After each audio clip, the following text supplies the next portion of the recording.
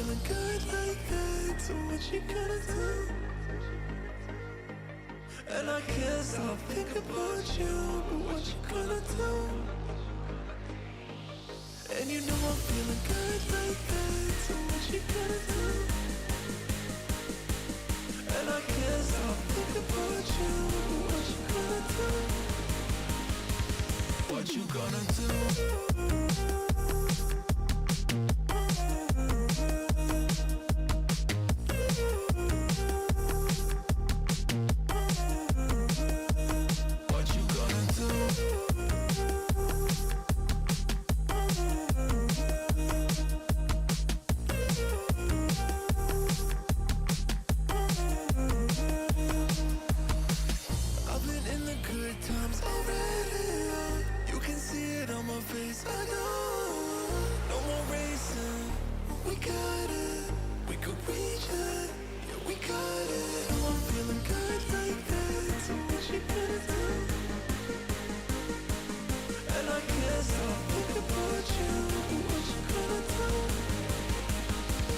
What you gonna do?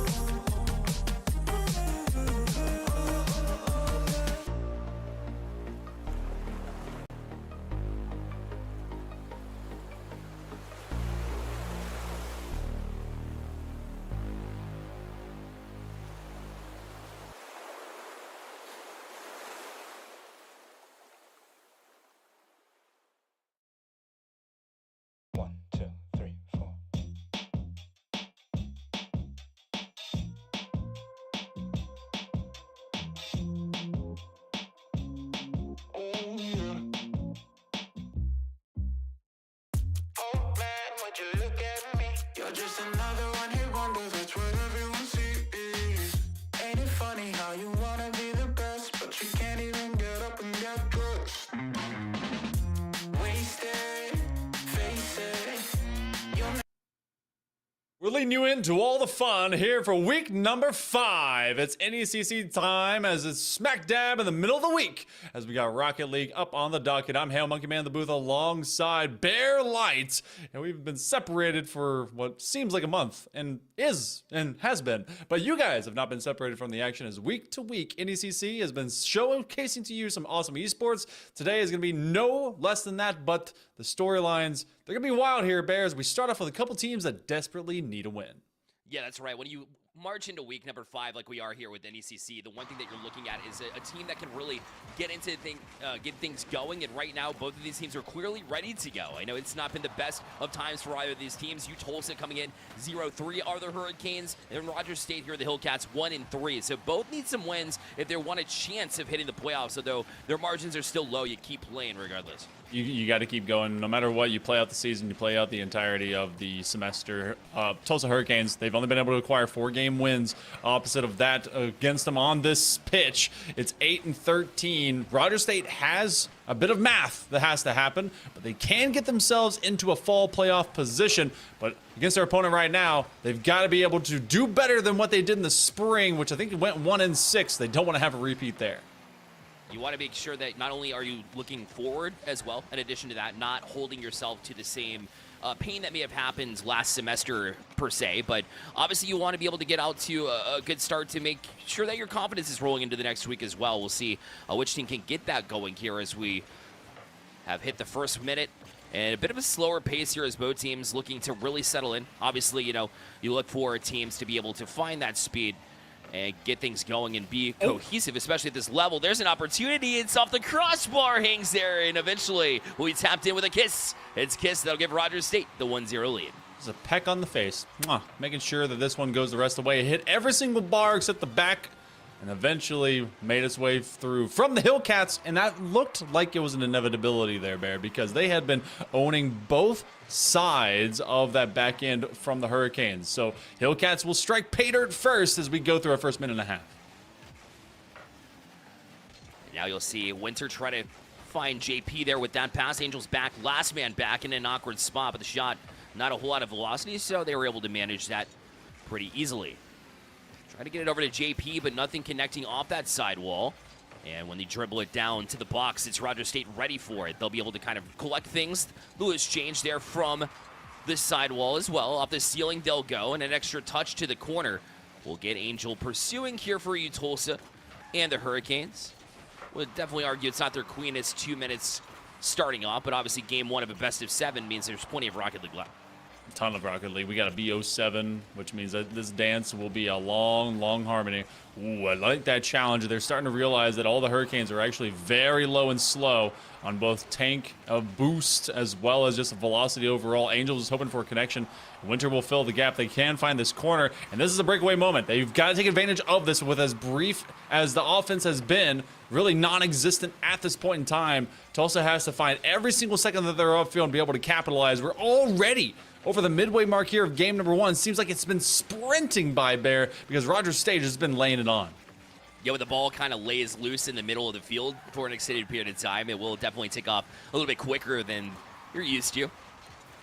Off the corner, JP, a bit of a double commit there, but you'll have Winter back, so he's able to tap it out, but Rogers State was ready for it as well. And Winter has been holding it down here, otherwise it might be a bigger margin. That one's relatively open as well. And JP had to get it out somehow. Sure, it looks scary, but it will be a save nonetheless. Trying to just win this one at the midfield. Feels like the Hurricanes have been kind of stuck just seeing this latter 75%, seeing what they can be able to move forward with. That's a great takeaway. JP Mall forces this touch, and then it's all of a one-touch shot. Winter on the drive. JP Mall got everyone from Rogers State to go upwards. You had Kiss on the backboard, and that fall off presented the opportunity. Yeah, the patience was everything to go up to the ceiling the way that he did. If you try to force the issue, you had 2 in net. So you draw up 1, be able to utilize their boost or use it, get it out of the tanks of the defenders, and then allow your teammate to jump to the box and try to strike again already as they're on the doorstep. Opportunity with the doomsday dish. JP is able to give them the 2-1 lead. JP Mall, they were active and impactful just a moment ago, presenting the opportunity, and then a little bit of a doomser to just force the defense to have to react late. So Rogers State, for all intents and purposes, and for all of that time that they were making the Golden Hurricanes lean back Bear, suddenly we have a spin of the thread, and the Hurricanes are in control. And they're still on the doorstep here. It's certainly a good turnaround for what we saw in the first couple of minutes. Cosmo just tries to settle it down, but luckily a teammate was on the back burner trying to get back for boost. And that shot, wide open net, so a bit of a mistake here for Tulsa. Certainly hasn't been the cleanest of Rocket League, but Rogers State will definitely take advantage of it to equalize again. One fat demo that happened on the other side of the pitch, and then you saw, I believe it was JP Mall also racing back with low boost. That has been a pretty prototypical situation for Tulsa. They've not had a lot in the tank. They've had to survive just a forward, downhill running hill cat. Oh, and this one might present an opportunity as well, but this is the opposite side. Tulsa wanted to walk away with that. Yeah, that was close. They continue to pressure in, but good presence there at midfield from Kiss. Trying to sidestep Winter, nothing doing, and Cosmo's not able to get a touch either. Luckily, third man back was ready for it. And it came a little bit quicker than they were expecting, so they're trying to get back to the play. Took a minute. JP, that's a loose play. Got a bump and some help from a teammate to get it out to midfield. They're right back on it, though. Rogers State now pressing in. Angel wasn't able to get a touch, but JP goes across his own net. A little bit scary there, but it will stay out for now, and Winter allowed the chance to jump onto it as well. But R9 still being that nuisance here in the area of Tulsa as they look to try and collect again. Another big touch from JP will turn it in. And now an opportunity. Shot a little bit wide.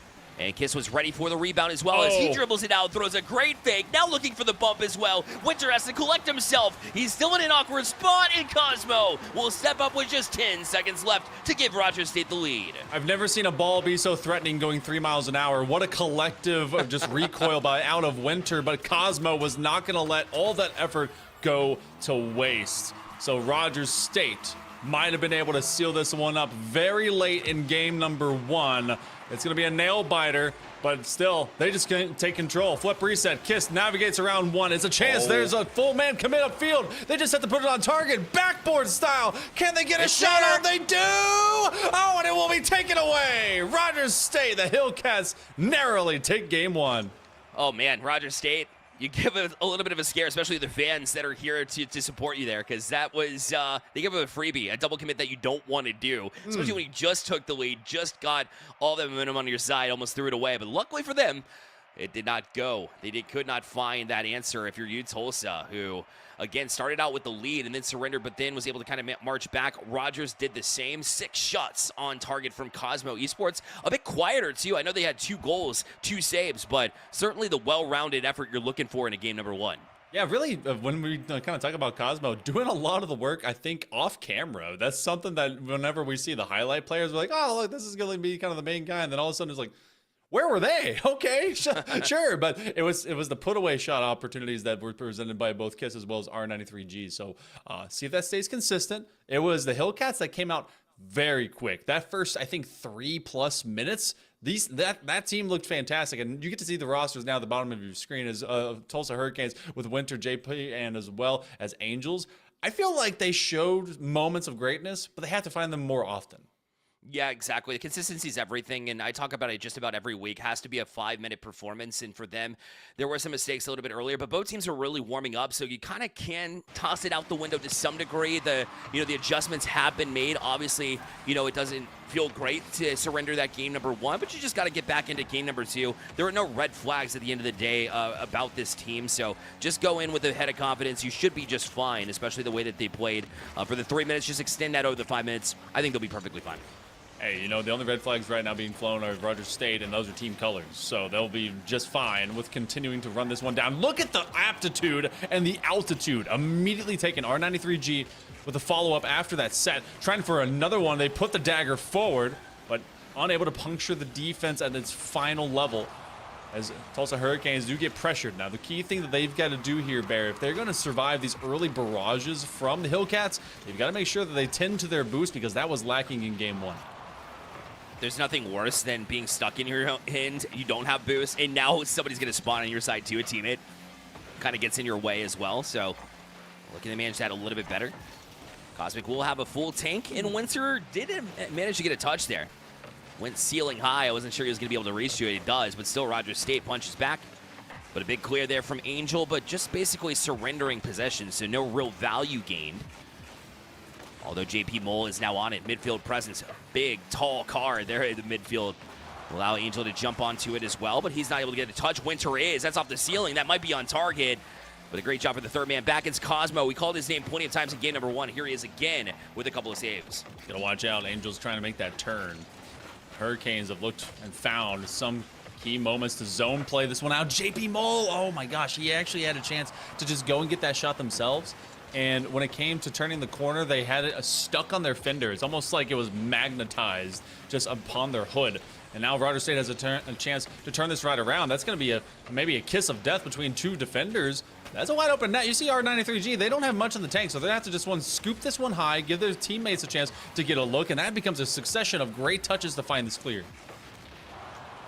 Angels not the touch that they wanted off their car originally.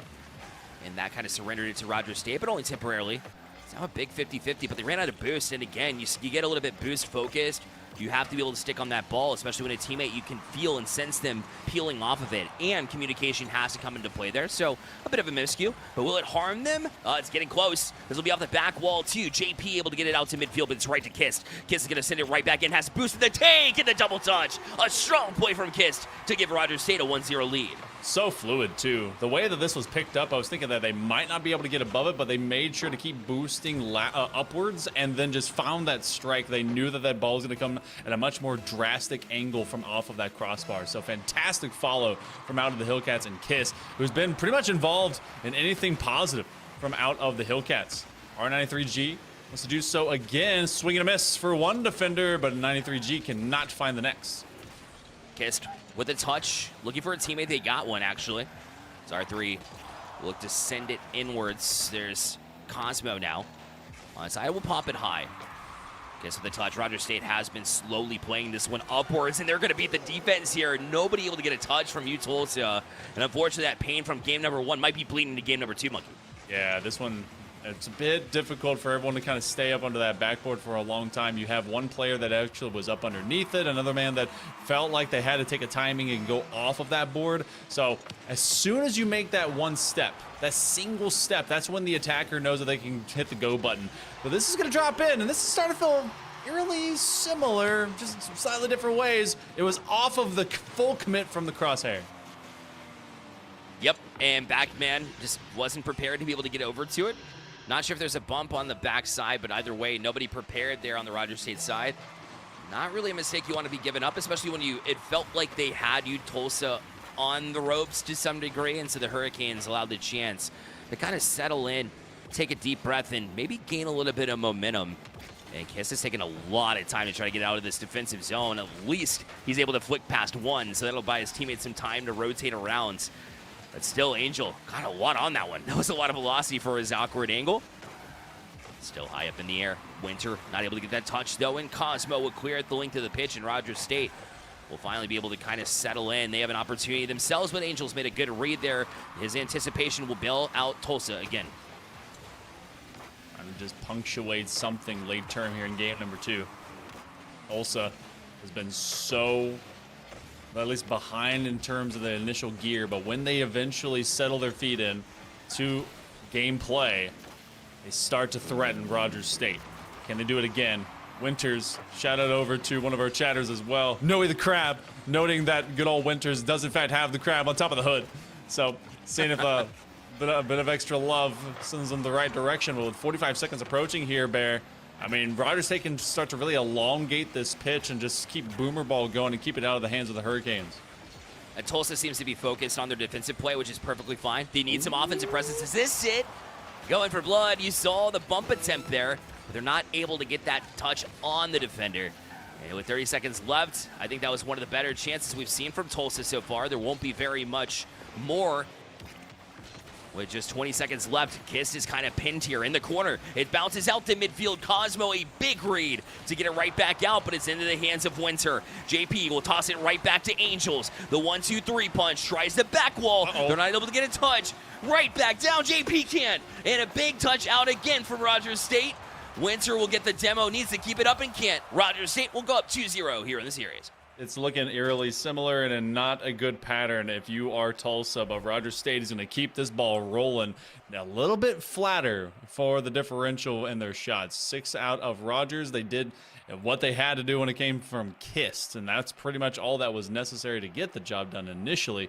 It's that late resurgence. Feels like Tulsa is kind of grasping at straws and ghosts and just kind of waving their way through the haunted farm, seeing where they could be able to get their way in the latter, 2 minutes of the game that happened the previous one, and it happened this time. So, Rogers State, they're in the driver's seat. I mean, literally, because they're all cars. I think. Oh wait, I think they're also eggs. I don't know. You got to bust a few cars to be able to make an omelet, I guess, in this world. So we'll see if they can do the same thing.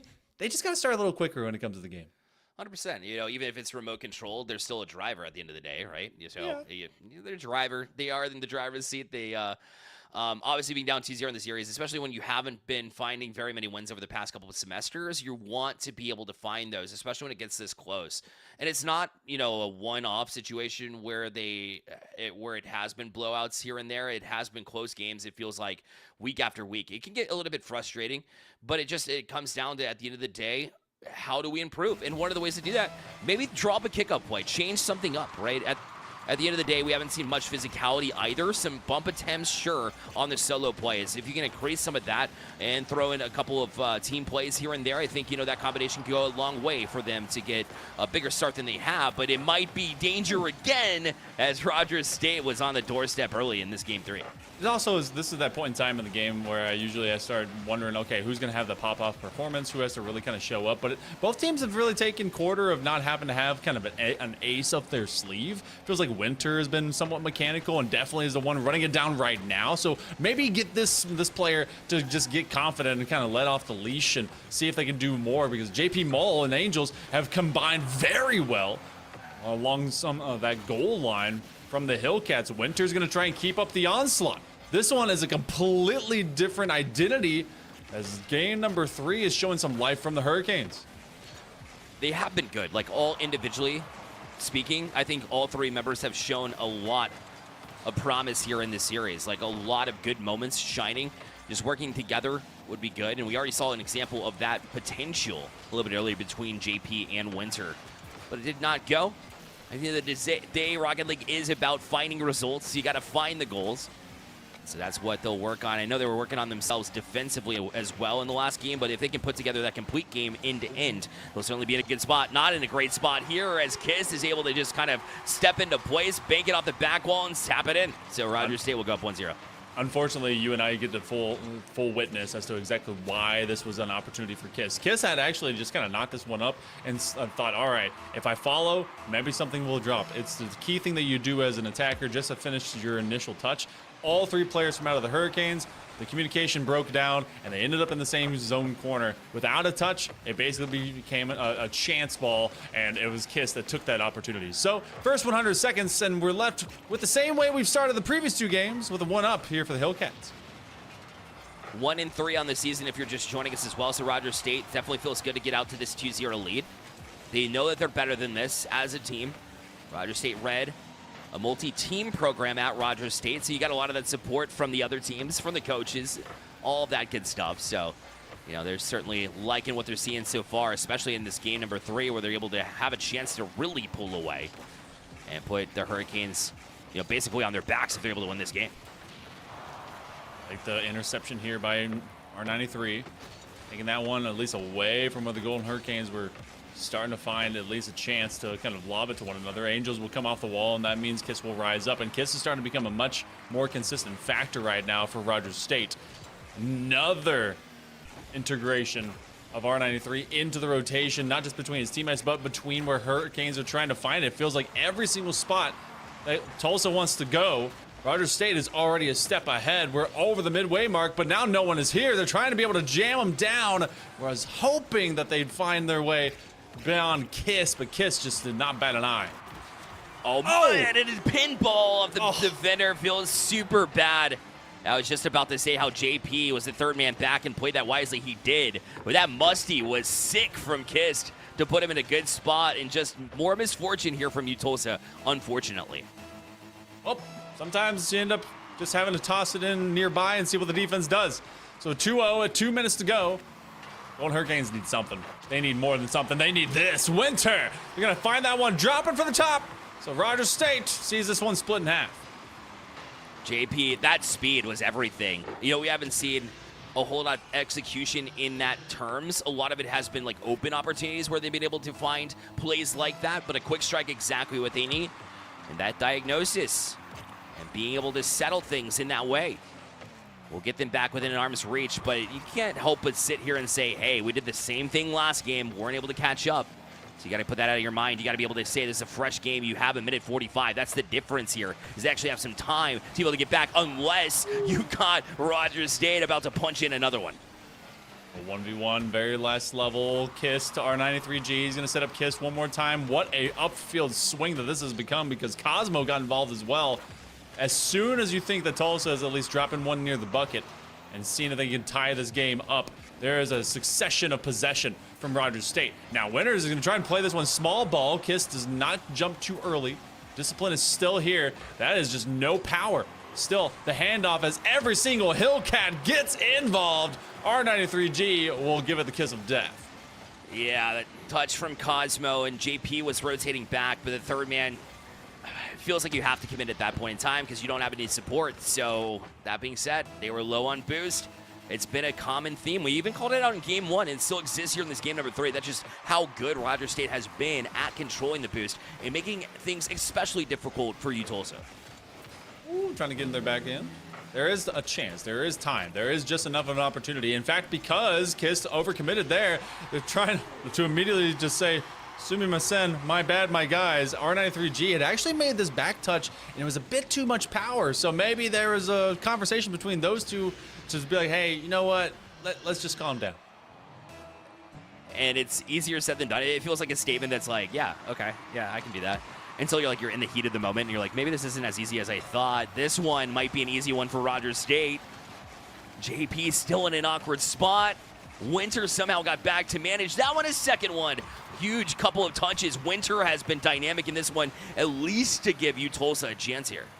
So they can just find a way to integrate their way past Rogers State. Let's keep one man on. Winter has to be watching because that's going to go to the crossbar. A great undercut touch. Angels has no boost. He's just going to get it away from Cosmo. He wins a solid 50. 20 seconds to go. Bear, we're seeing this at least come late term. You have to grab this game if you're Tulsa, but you have to get it to overtime first. The timer's coming up.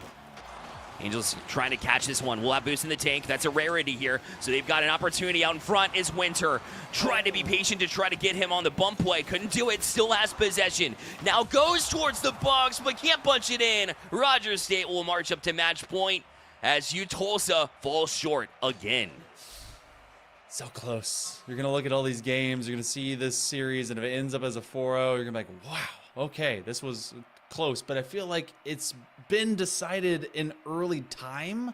Just about the first 3 or so minutes, Rogers State ends up finding themselves in prime position. But I go hark back all the way to game number 1, where they found in the final 10 or so seconds just before it ended up going over into an overtime, which we have yet to see. So Tulsa, this is an 0-3 position that they don't want to be in, and it's an inaugural season for them here with the NECC, whereas Rogers State is trying to do better than what they had in the spring, where they only had one match win, looking for the second one, and they're in a great position to make that happen, especially now being on match point. So far, so good, and we would have called it last semester because we were best of 5 territory. And how many times have we seen turnarounds this semester?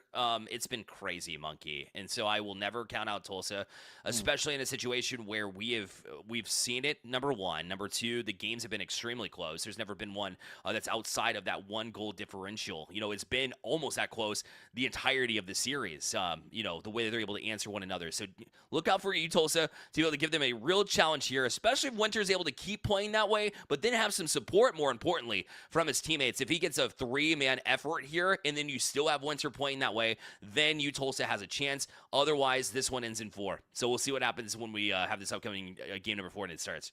I mean, also, if in case they need a little bit of copium, everyone just blame the ramen dragon that's in chat right now, because apparently they've said every time they watch someone's getting swept. So you know what? Kick them out.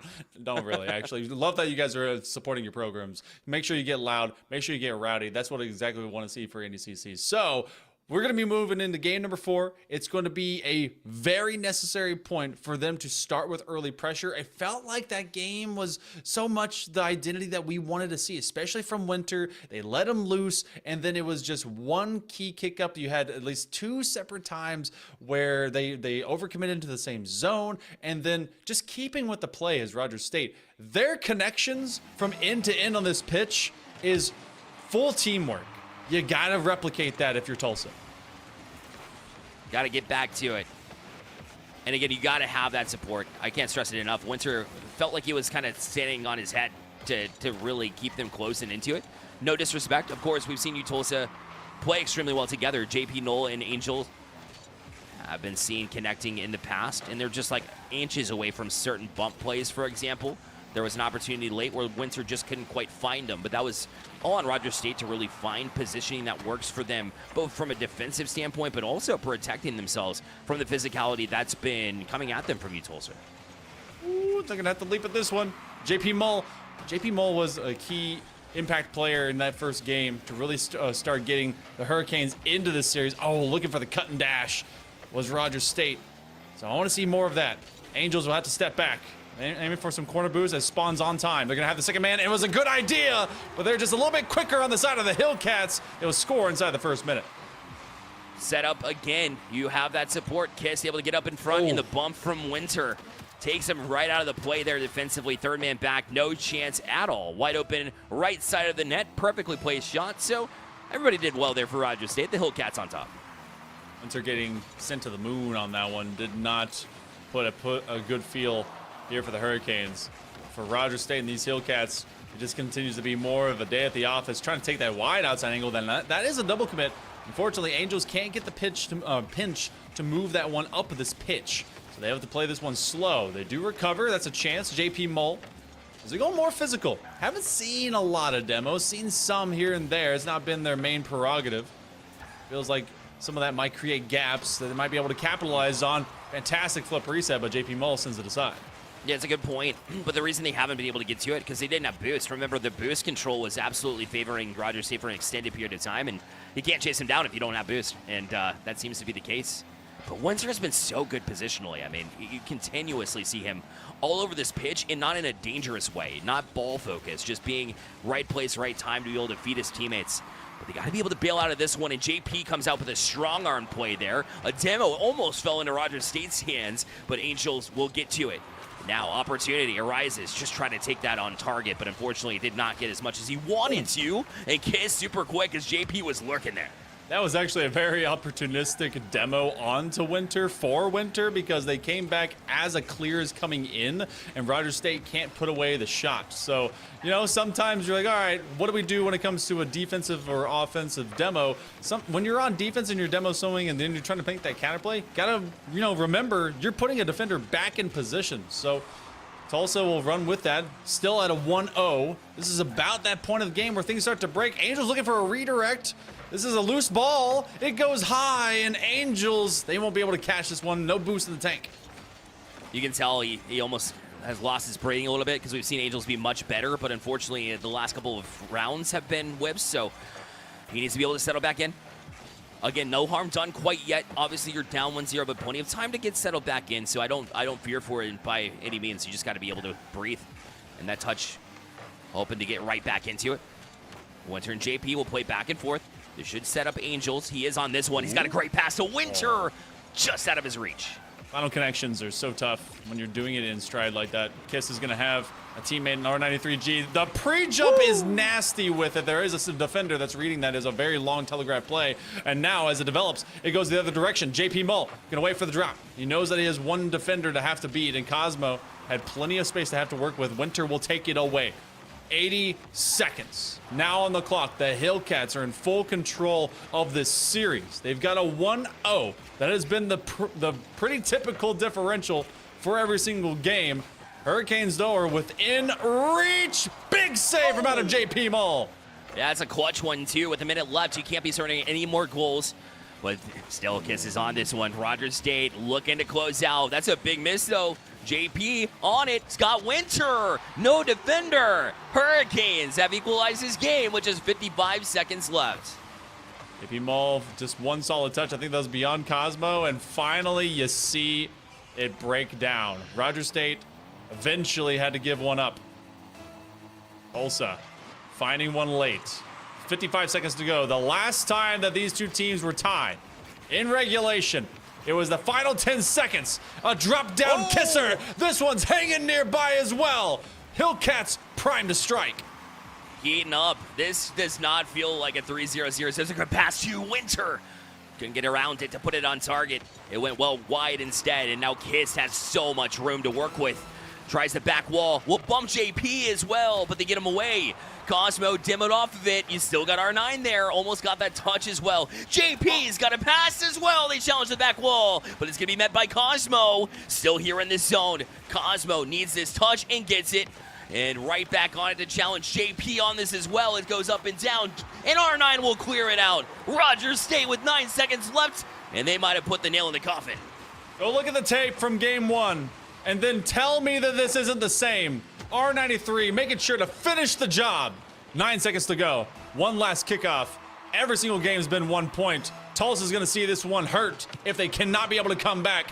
Overtime's necessary. They've got to get to that ball. It will be played loosely in the corner. Angels will go and chase as Kiss is going to make life difficult. That one slammed down to the ground.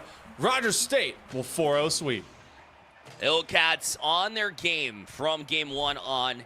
And you Tulsa, that's 4 games in a row that they surrendered. Obviously, it's a sweep, but at the end of the day, back-to-back 1-goal games where it could have gone differently in just a couple of moments. And it doesn't feel good in the moment, especially when you have, again, a winless record throughout the semester.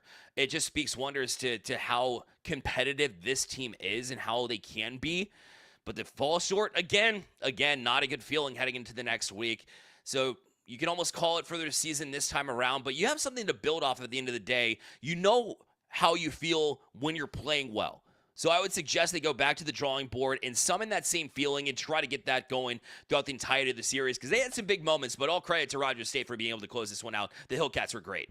Absolutely nasty. They really controlled, I think, the clock overall. Because even when it came down to needing to clutch up, I mean, look at games 1 and 4 and find it in the final 9 to 10 seconds. That's when they knew the put away factor was in their favor, and they definitely forced it to always be Hurricanes chasing them. And there's a couple of weeks left in this fall semester. The way that we do with NECC, you get a fall, you get a spring, and you get to qualify into your different divisional championships, and then that's how you ultimately get enough of a standing to go into your big nationals championships. So even if this one ends up being the last couple of weeks of them having to do some learning curves, then the spring is going to be around the corner very quickly. Rogers State will improve to 2 and 3. They actually go 12 and 13, looking pretty nice. So we'll see if the Hillcats can keep up that momentum. But same for us, as we'll be taking a short break. Well, we'll be taking a break regardless, as we'll have, let's see who's around the corner. It's University of Tennessee in Knoxville. That's the Volunteers white squad against John Brown University gold with the Eagles. Don't go too far. We'll be back right after this. Never gonna make it. Rockstar, you won't get far. I know you're confused. People tell you you can be anything you wanna be. Wanna go to outer space, superhero in the streets. Oh man, what a lie, what a time to be alive. How have I survived? Life's a battlefield, 1974.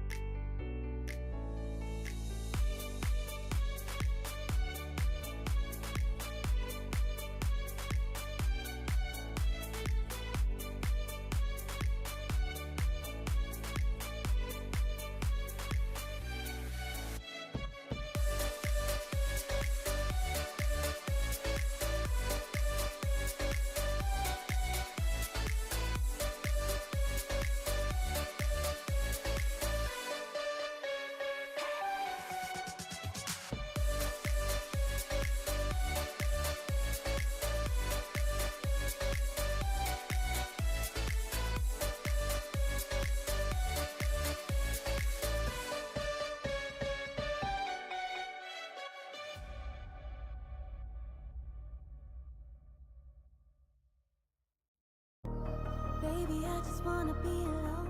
I don't need your company, stop blowing up my phone. You don't get the things that I've been through, and I don't have the time to lay it all in front of you. And you think that you wanna save me. You don't know it, baby, why you do this? I got this under control. You think you do, but you really don't know that I don't need a savior. You can't be my savior. I'll save myself. I'll save myself. No, I don't need a savior. You can't be my savior. I'll save myself. I'll save myself. I'll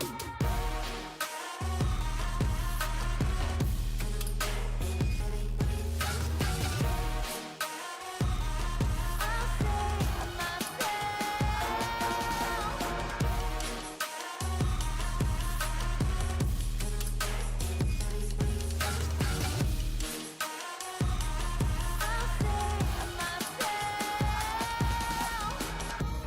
Baby, I just wanna be alone. I don't need your company, stop blowing up my phone. You don't get the things that I've been through, and I don't have the time to lay it all in front of you. And you think that you wanna save me. You don't know it, baby, why you do this? I got this under control. You think you do, but you really don't know that I don't need a savior. You can't be my savior. I'll save myself. I'll save myself. No, I don't need a savior. You can't be my savior. I'll save myself. I'll save myself.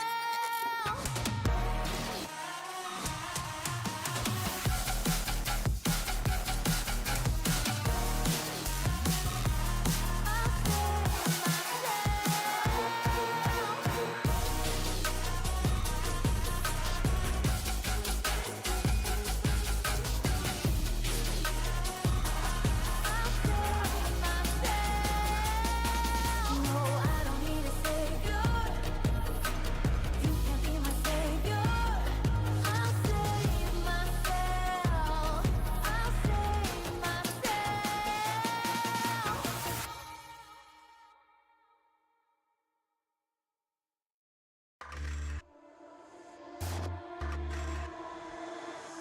I stand back and I watch you explore. In perfect vision, like I've been here before.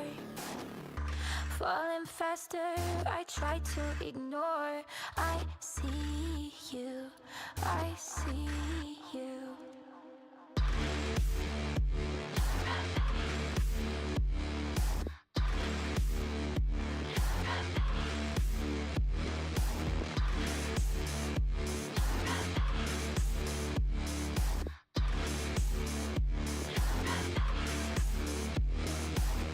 I'll let you drag me to hell if you hold my hand.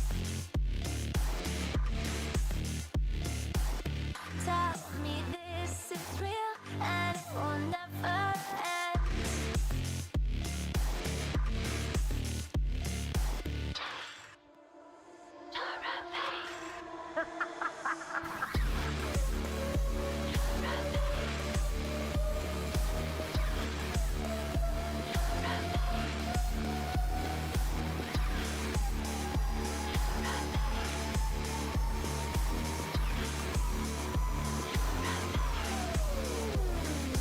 This is not what I came here to find. Memories show that I'm out of time. See a shadow, don't know if it's mine, but I see you, I see you, I see you, I see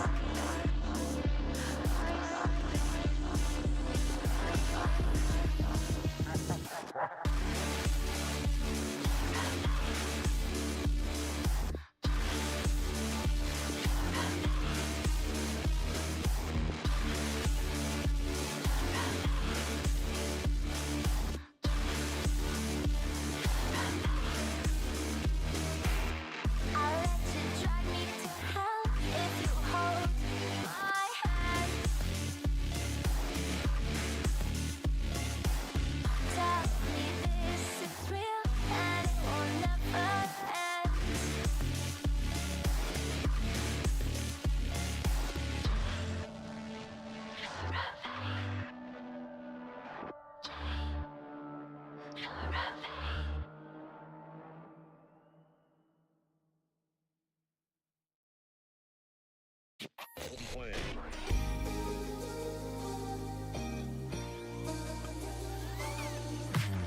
too many faces in the crowd, but I think that I see you.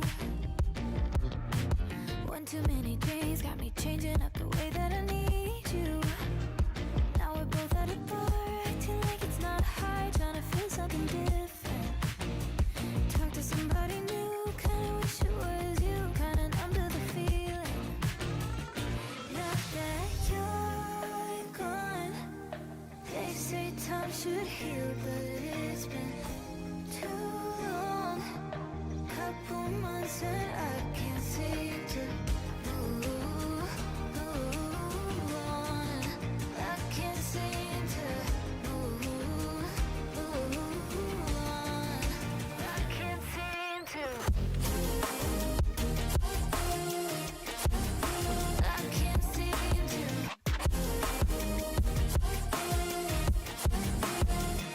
Not that you're gone. I can't seem to.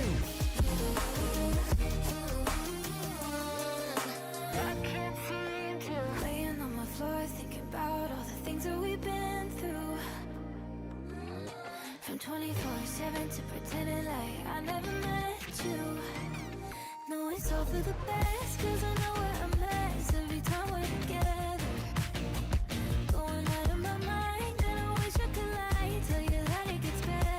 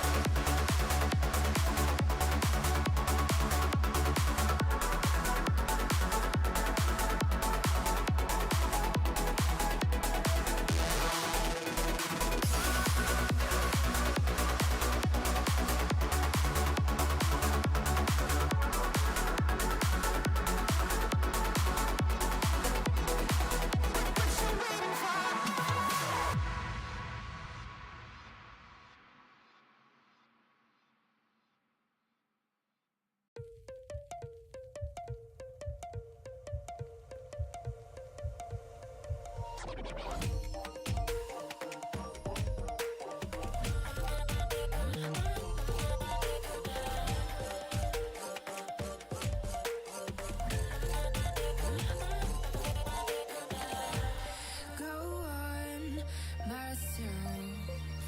I'm cold steel stainless. My glass half full.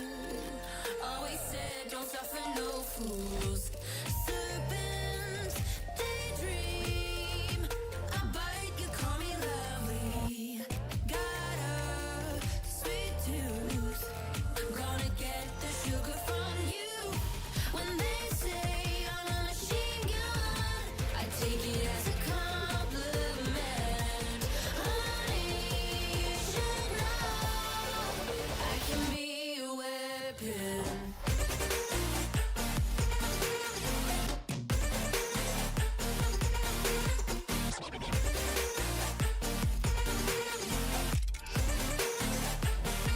I can be a weapon.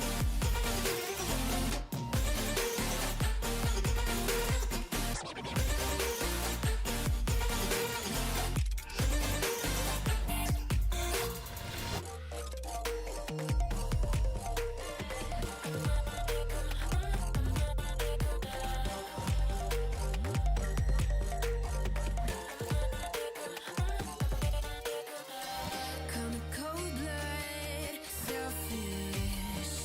Your words are painless. I like when I drive and feel so dangerous. They say I'm a red flag 'cause they want it so bad. You should know I'm holding on to what I have. When they say I'm a machine gun, I take it as a compliment. Honey, you should know I can be a weapon.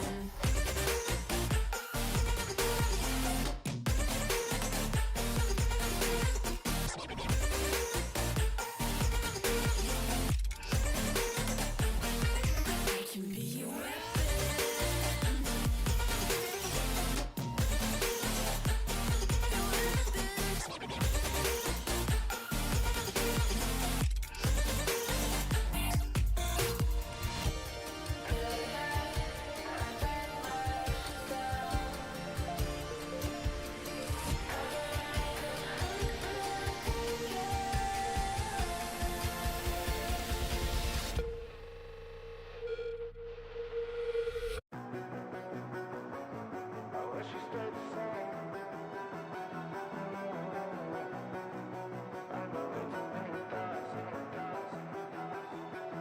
I wish we stayed the same.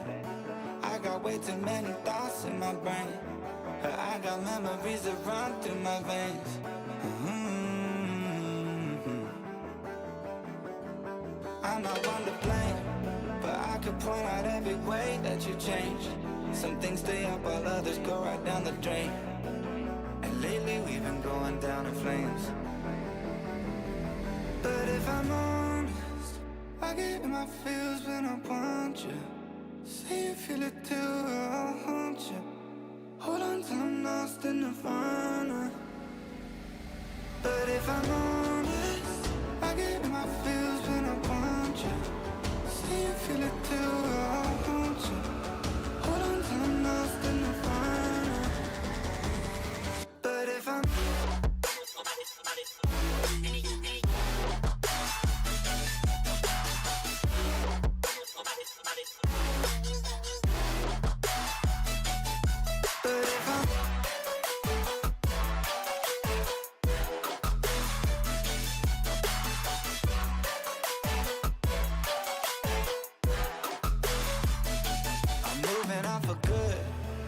my therapist is saying that I should. I don't believe it, but I really wish I could. Instead, I guess I'll stay misunderstood. Oh, 'cause I'm stuck now, just trying to figure a way out. I've tried but can't seem to slow down. I don't know if I want to. But if I'm honest, I get in my feels when I want you. Say you feel it too, I'll haunt you. Hold on till I'm lost in the nirvana. But if I'm honest, I get in my feels when I want you. Say you feel it too, I'll haunt you. Hold on till I'm lost in the nirvana. But if I'm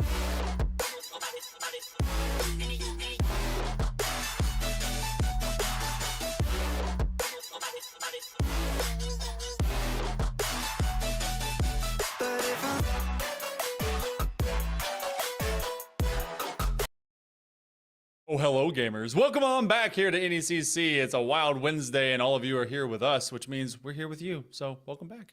I'm Hell Monkey Man in the booth alongside Bear Light. And Bear, we got some more teams, some more matches, some more gameplay up on the docket. So, let's check them out.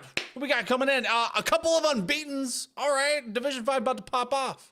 Yeah, 3-0 teams, a couple of them starting with UTK White. So it's Tennessee Knoxville coming through 3-0. They've got Mina, Josh, and Kaiser here on the pitch here tonight as you see them generate below you. And John Brown coming in with 3 that we know pretty well as well, including All Natural Beef, Luigo, and Broad will be the 3 to round out that roster.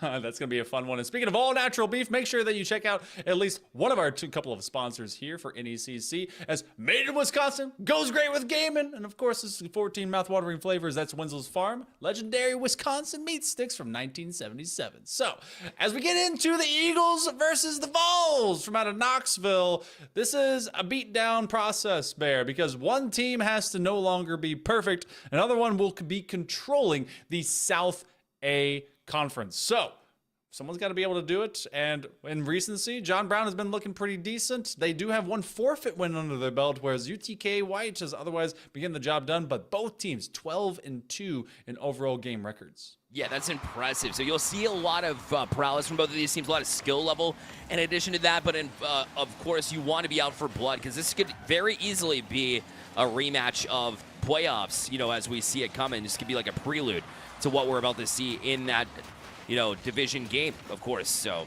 as things kick off here, again, another best of 7 here at the NECC. So both teams will look to get going from game number 1. It's important, as we saw from last year.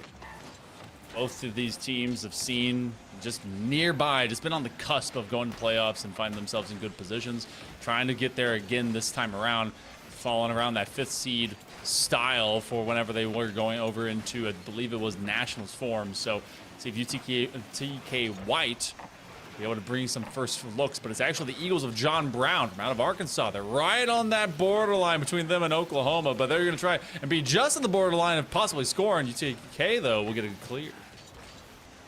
Kaiser is looking for Mina as well. This one will fall down, but lots of support there from John Brown to the Eagles. Well, they did get a touch, but they gave possession right up at midfield.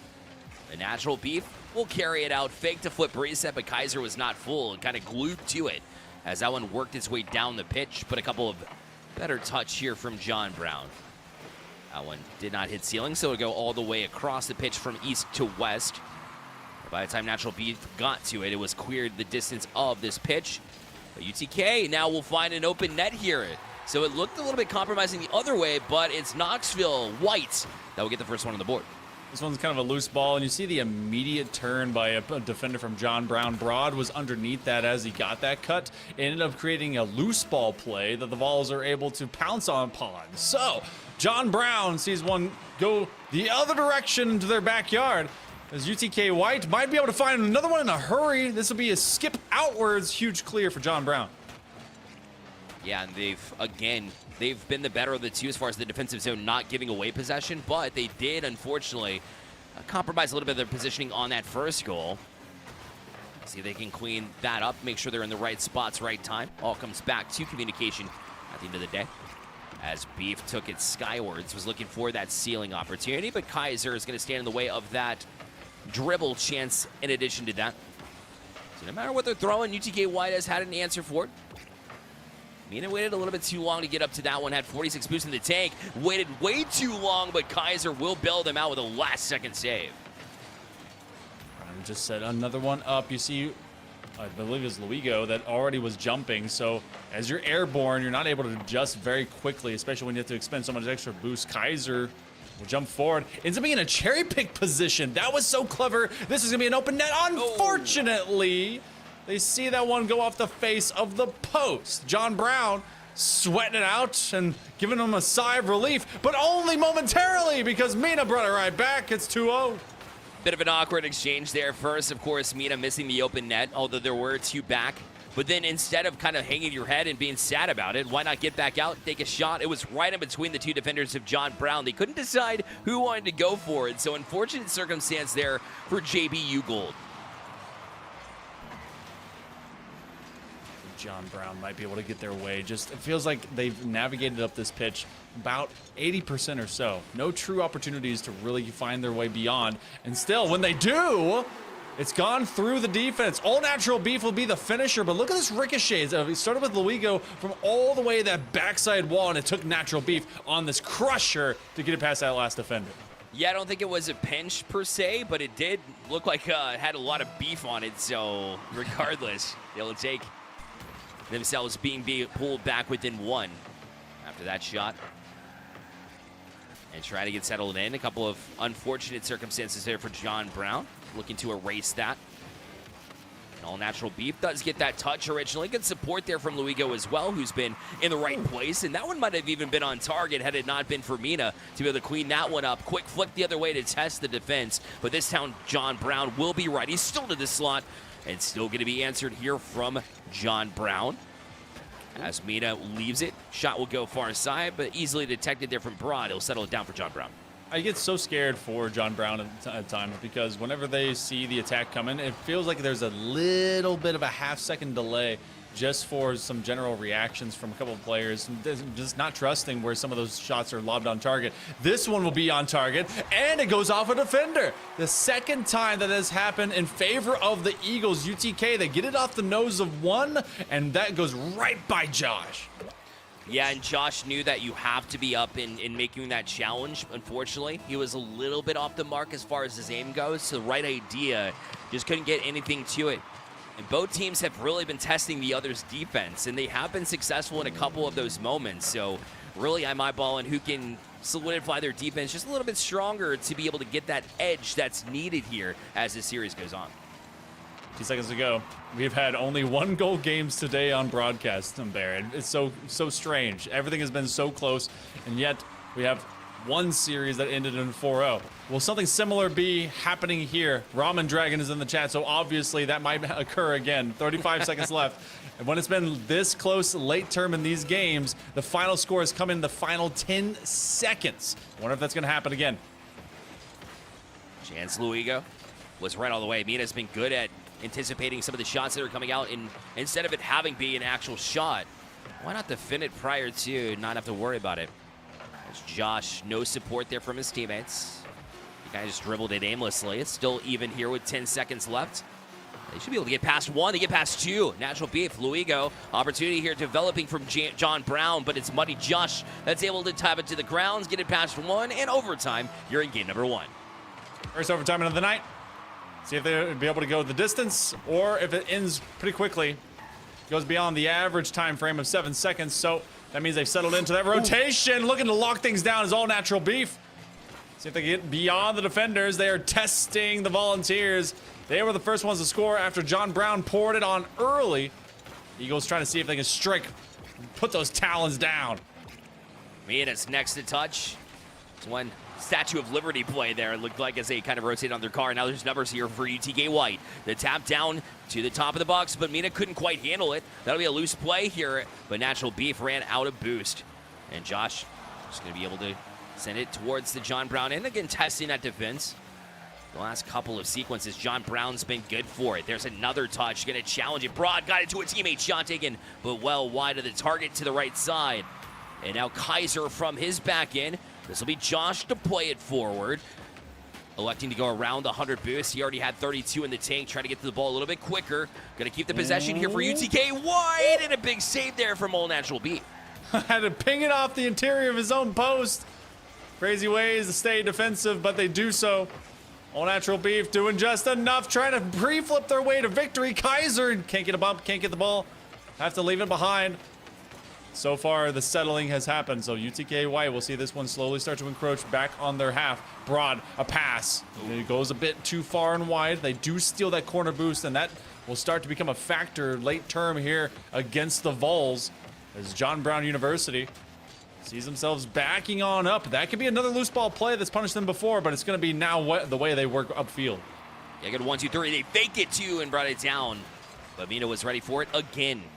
Great job to really read the play, read your opponent's boost levels too. Be able to get in place in case he faked that. That one falls right back to the box. Josh ready, he'll clear, but he gives away possession. All natural beef. He'll be able to get 1, has a teammate there for 2. John Brown's been good at these 1, 2, 3 punches. But Luigo, I think, was looking for a bump to maybe free things up, but Josh was in the way, stood strong, and able to shield it before anything developed. Kaiser will try to just basically full-on post up. And that's twice now that you've seen 2 dueling into the skies. Direct shot on target and a miss. Oh my goodness, wait. Check out the jump. This one will finish it off in OT, 223, but it was all natural beef. It looks like they go sideways flipping. Oh, trying to get up too quick. That's what it was. You know that you have to challenge quickly. So I like the thought process there, but when your thumbs aren't in the brain, it feels really, really bad, especially in these moments in an overtime that was really a heater throughout the entirety of this game. It was very close. Those mistakes stink, yes, but put them out of your minds there at the end of the day. Either way, it's going to be UTK White that will definitely take that, as they were outshot. No, it was even there on the shot count. I mean, this was as even as it gets for a game number 1. I'm wondering if this series is going to feel the same way. To me, it looks like it might be.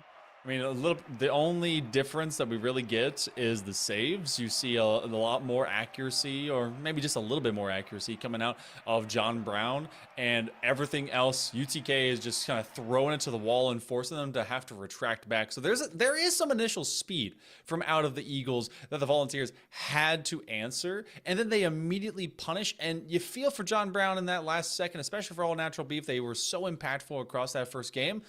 The good news is a best of 7. First couple of games is where you get to settle in, especially that first one. It's a long road. It is a long road, best of 7. And these teams, you know, whether they're used to it or not, will be playing with the big boys. It'll be about endurance at the end of the day. We've seen some teams shut down. We've seen some teams step up when it comes to later in series, especially in the best of 7 scenario. So, yeah, I think they can get right back to it. And there's no warning signs either way, either direction. Both teams played extremely well until you make that 1 or 2 mistakes. That's going to be the difference, especially in these 3-0 matchups. No matter what division you're in, Hail Monkey Man, you got to be able to come away with the big wins. Those close wins will matter between these 2 teams. So now as we go forward into game number 2, even one of the players went out into the chat, by the way. I think Mina went out there to go start talking to him. So they thought it was a best of 5. I'm glad they came up because it is in fact BO7. 440. On the clock, John Brown. This is where they started in game number 1. Upfield, attacking, poking the bear, but that one much closer as is picked up by the defense of UTK. Oh, quick play to get up there from Kaiser. Now they're in transition. It looked like out of the side of his periffs, I think he thought Luigo might have been a teammate. Either that or the pass not quite where he wanted to go. Either way, they're still pressing in. Volunteers making it very difficult here for John Brown University. But their gold team will be right back on it. A little bit of a touchdown, trying to bounce it to a teammate, but nobody available. And Josh will send it in. Rod still on it as well. That'll be a back pass here as Mina trying to bank it off to Kaiser. Kaiser had fallen back. Luckily, his own kind of demise there in that play, you know, to throw it off. He did have boost at the end of the day, but to get back to make that save after all. And now John Brown will have their own opportunity here in the offensive zone. I like that touch by Natural Beef, not just tossing it into the middle of the pitch and seeing what's going to hit and giving it to a teammate. However, I'm sure that UTK is going to like this one even more. It's Kaiser. Where in the world was this last touch, too? They found it from the sidewall. Oh, that's an overstep. Natural Beef and I believe Luigo were right on top of each other. They're able to. And Kaiser, I love the logo that he had, the little Steam logo is the golem. He has been that, you know, standing in the way and just kind of taking shot after shot and letting the rest of the team kind of work around him and do more damage. So accurate representation there. But he gets the first one on the board, goal-wise. And UCK White back in front. All Natural Beef has that opportunity there. A late challenge there from Kaiser, but John Brown unfortunately tripped over themselves on that second follow-up shot. And so that pressure that they did mount still there. Ooh. Shot taken far side. Broad will cash in here. Equal game here with 3:14 left.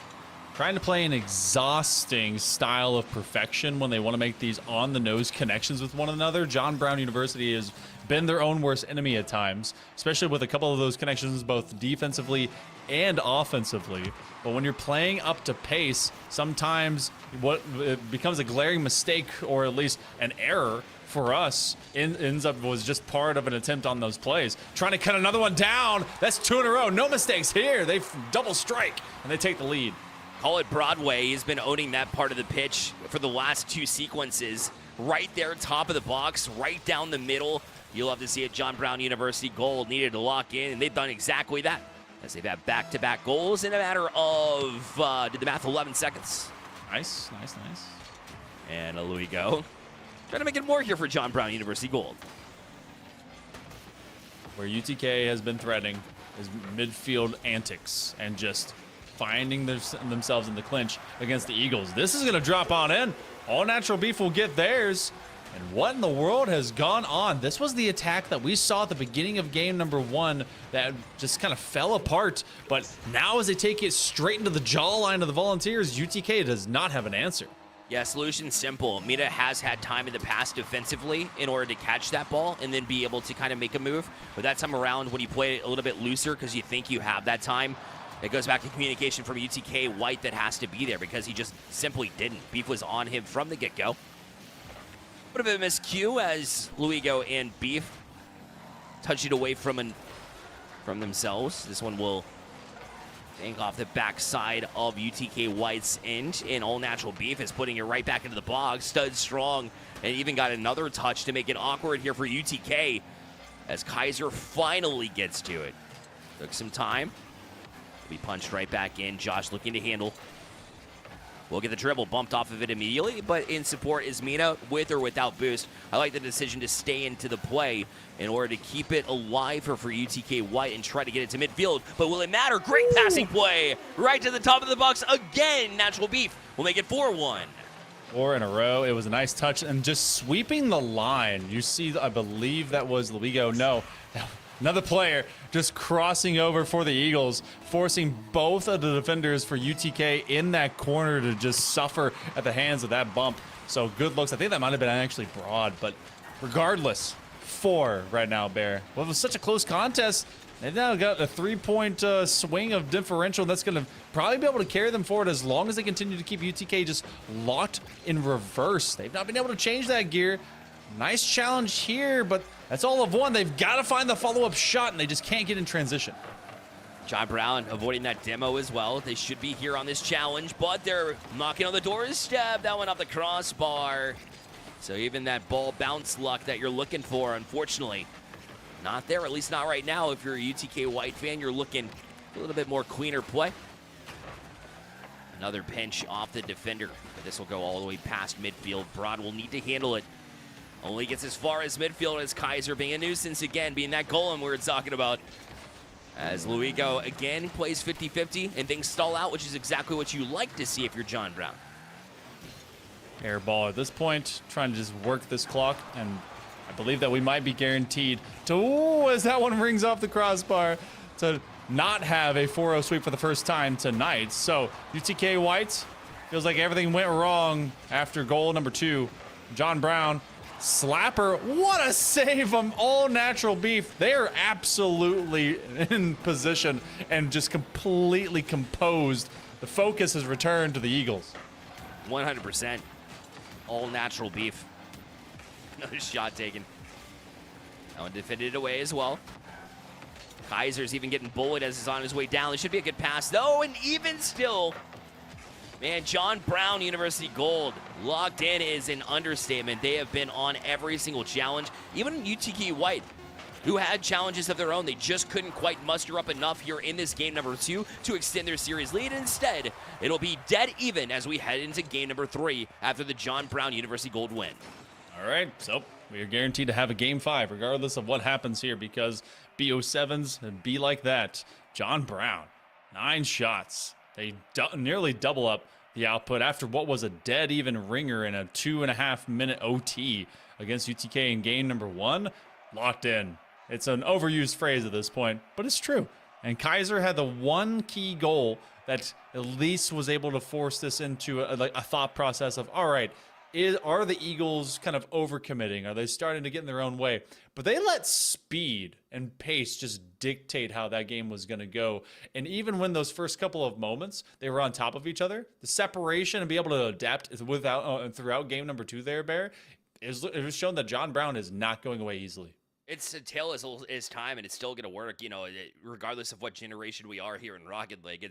You have to be able to recognize when you do need to turn and challenge again versus being able to rotate out, and it's just the better decision-making. The quicker you can make that decision, and then the quicker you can use your mechanics to get there, the better. And John Brown was much better, especially after that first minute or so where they were able to settle into that game number 2, and then suddenly it looked like something switched, and that was exactly it. It was just the decision-making to get right back on that ball, use their mechanics, have a little bit of boost advantage there as far as the edge goes. It certainly wasn't overwhelming for UTK because they had some moment on the offensive end of their own, but all things considered, there's still a pretty even series regardless of how game number 2 shook up. It feels like this is going to be one of those pendulum moments, but it's also going to be dictated on how this game 3 goes. Again, no match point just yet. It's a best of 7. Make sure everyone knows that. So this one will help propel us in the right direction to figure out how everything's going to stabilize. They're taking the full minutes, making sure that both teams are going to be just ready to go.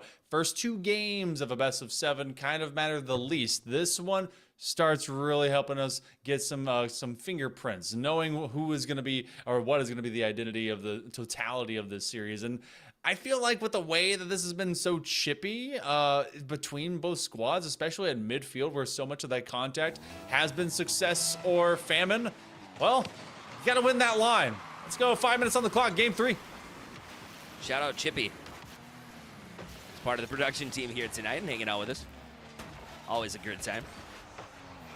Always excellent standard brought to the broadcast as well.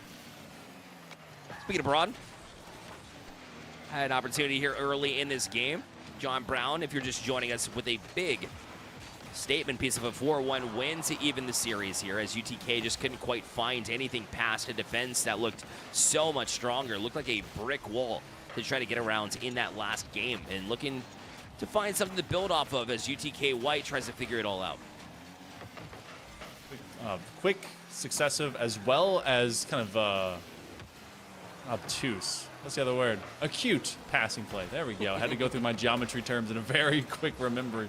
But John Brown, ooh, okay, this is going to be a dangerous moment for them because as someone goes lateral, UTK with those clears always primes for the wall. Whereas John Brown has been looking for these midfields. And Natural Beef hoping for something of a musty. Again, from the wall, they steal that corner boost. Loose ball play. That one could have been capitalized on. They will at least get a shot. Luigo was up in a hurry to try to challenge it, but that turn actually not going to find success. So John Brown knows better than to send the third. That's why all Natural Beef, you saw him rotate back a lot farther than we're used to him seeing him. Which opens the door just slightly here. As UTK White still plays from the defensive zone. Mia tries to tap it over to Kaiser. Felt like they needed to follow up on that one too. Luckily, 3 in the vicinity, so Josh is able to get to it. It's rare that that kind of works out, but in that instance, it certainly did. But now they're going to be in an awkward spot, but Mina is able to bail them out with a big ceiling play there defensively. This is that moment where you're going to start seeing John Brown possibly fall asleep if this pace is still being met blow for blow by UTK. This is a dead even series, but it feels like in this game in particular, John Brown has at least had more looks to the back wall and back net idea of what the Volunteers have on the blue side of the pitch. If they can have one interception, John Brown might be caught on their heels, and suddenly this turns into a game 1 sort of fiasco against the Eagles. Ooh. Trying for one, dead in the face. Kaiser challenges them in their own house. Yeah, throwing the backhand a little bit since you saw him just turn sideways to try to get more of his body on it. But nothing doing as far as the goal goes. Still makes them think a little bit. Makes them hesitate to try to jump into the next challenge, knowing that presence is going to be there. I was going to say quick turn, but Broad took a little bit of some time, but it will find a teammate in Luigo to get back to it. And Josh wasn't able to connect, so Kaiser had to step up in his plays.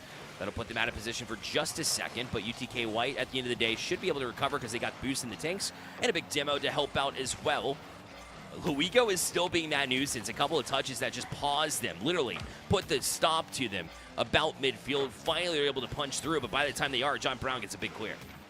This might come down to a single goal. After what was a flurry of and collection of goals, it might just be one. Luigo ends up going past all the natural beef. Give it over to Broad.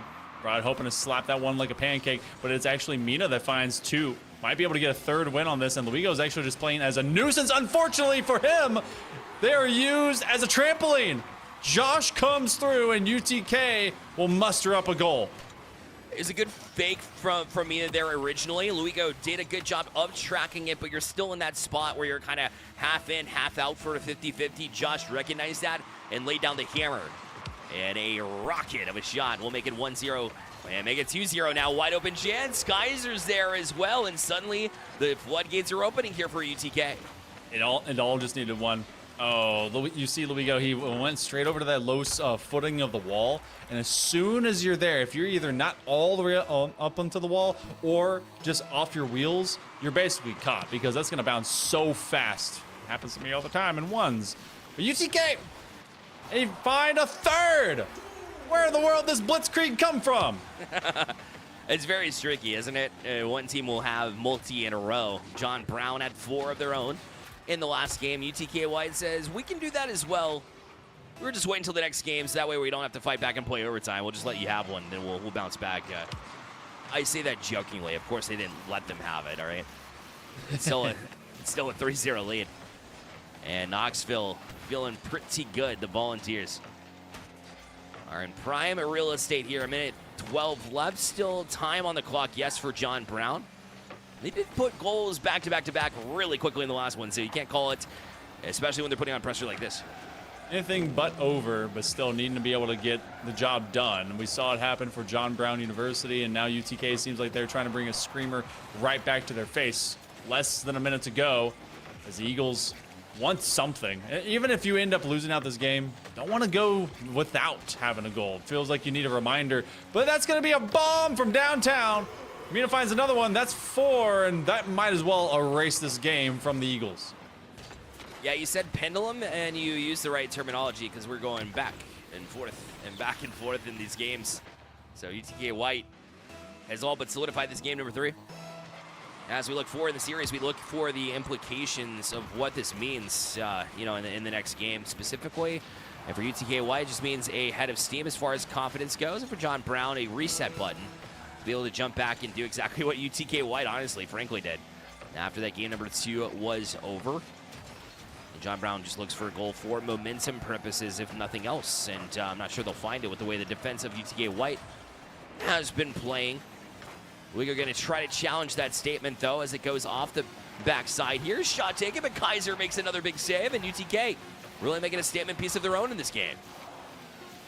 We'll drop on and drop out, and UTK is apparently took that previous game personally. So John Brown will receive the angst from that, and this one will be slammed aside as we get some extra bonus Rocket League in 0-second form. We go, you about to flip reset Musty onto your own net? Not quite. They at least want to take away the opportunity, but the Vols will take this series back into their favor. Yeah, again, just the back and forth, one-sided affairs there. There's not much to state except for the fact that there was 4 shots and 4 goals for UTK Whites. Oh, wow. Which is wild. So they're outshot 6-4. It's still got 4 goals to the 0 on the opposite side. So I think you were talking a little bit about how John Brown maybe had a slight edge as far as accuracy goes, and that's been challenged a little bit. Although John Brown's been putting him on target, UTK White came with a bunch of saves there in this one, Monkey. Very true. Also, one of those shots, one of the goals was on a 0 shot, so infinite. It was all around that midway mark. Everything was just being poured on by the Eagles, and they were going all in, but unable to really get beyond the final defenders, which is where some of that came through from their physicality. We saw the bumps sweeping the line, seeing they could get some demos. It wasn't the main way that they were able to get shots. They had some great midfield passing, but that was disrupted, and that was what I was waiting to either occur from UTK or for the Eagles to just finish the job on all of their chances. And it was UTK that found a way to disrupt it. And it's because it is an exhausting perfection style of play. It's what we get to see at the upper level. But if you're not able to finally get one that blasts into the back of the net, well, then the Eagles are going to be sent packing.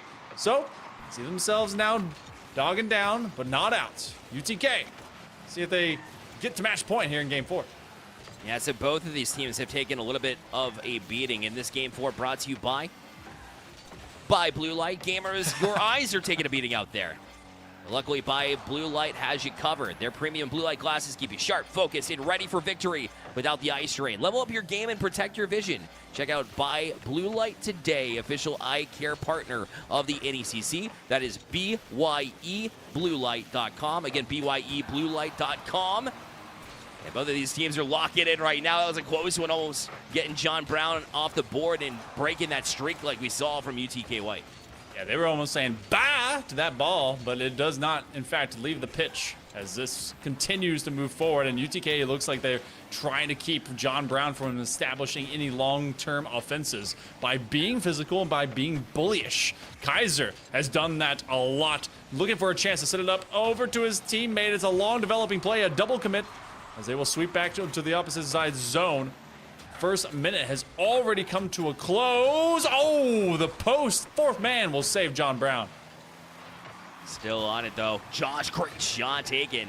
All Natural Beef had to track that one in a hurry. And if anybody's going to be able to do it, it's been All Natural Beef. He is the man here defensively. That is end-to-end Rocket League for a 1-0 lead here for John Brown. Ooh, just tackling through. All Natural Beef just not giving up and putting their body where their actions are. So, UTK sees one slide on by. John Brown reminded that they can definitely be able to score. Shut out in game number 3, game 4. I mean, a completely different beast right now between both these squads. Oh, Kaiser was hoping to defend that with the top hood and maybe even get a musty thereafter. But it's John Brown so far that has been on survival mode and flourishing. Looking to get some momentum of their own. We know when the team has scored, they've scored in bunches. And John Brown's going to try to take advantage of that for UTK. I think it would be even better, you know, as a strategy to be able to kind of break that habit of back and forth goals and be able to equalize. But they leave it wide open, and Brod's going to tap it away. 2-0, JBU Gold. Cut one out. And this is one of the situations that I noted in a previous game, where if you work to that lateral wall, it's going to have a very fast bounce. And if you're just not already priming a midline defender or an attacker to receive it, I mean, it's whoever comes at it next. So loose ball plays definitely have been at the chagrin of UTK. It's a 2v1. Can't quite get the flip reset. Don't need to. You got your next man up already in Beef right behind Broadway. So as they go down Broadway, it's a 2-0 right now for Eagles, and John Brown, it's not been easy for them defensively, but they've been able to answer each and every single one of these shots. Yeah, they have been. It's a lot different of a story than we saw last game. Those adjustments happen within the minute that they take in between games, and exactly what needs to happen if you want to establish a winning team. Again, no coincidence. Both these teams are 3-0. They've been finding solutions left and right, but that's a wide open net. All Natural Beef wants that one back. Sure, you got the 2-0 lead, but that shot is well high of the target when he had a wide open cage. Just take this one out. Mina wants to turn this corner. He's got no extra helpers behind him. They are way back trying to collect some boost, and that's with the timing issue for UTK going into this game. Mina again, be able to force Kaiser to turn. They're going to elevate just above him. John Brown, the Eagles, forcing the aerial game, and actually this wide outside angle by Broad. They're just forcing UTK to chase. It's like getting the dogs to get out of the kennel and go after the ball. They never get to catch up and don't get to play fetch from the sidewall and in. 90 seconds to go. And Bear, John Brown's just not letting them play, and they're actually giving them some of their own medicine in the shutout right now. Yeah, borderline surgical with their touches. They kind of play around all things where they stand, but you've got Josh all over this one. It's got Kaiser as well with a shot you didn't see. Beef that was right there standing in his way. That's also a great touch to try to get a back pass, but is read all the way by Broad. Ball's in the hands of Kaiser.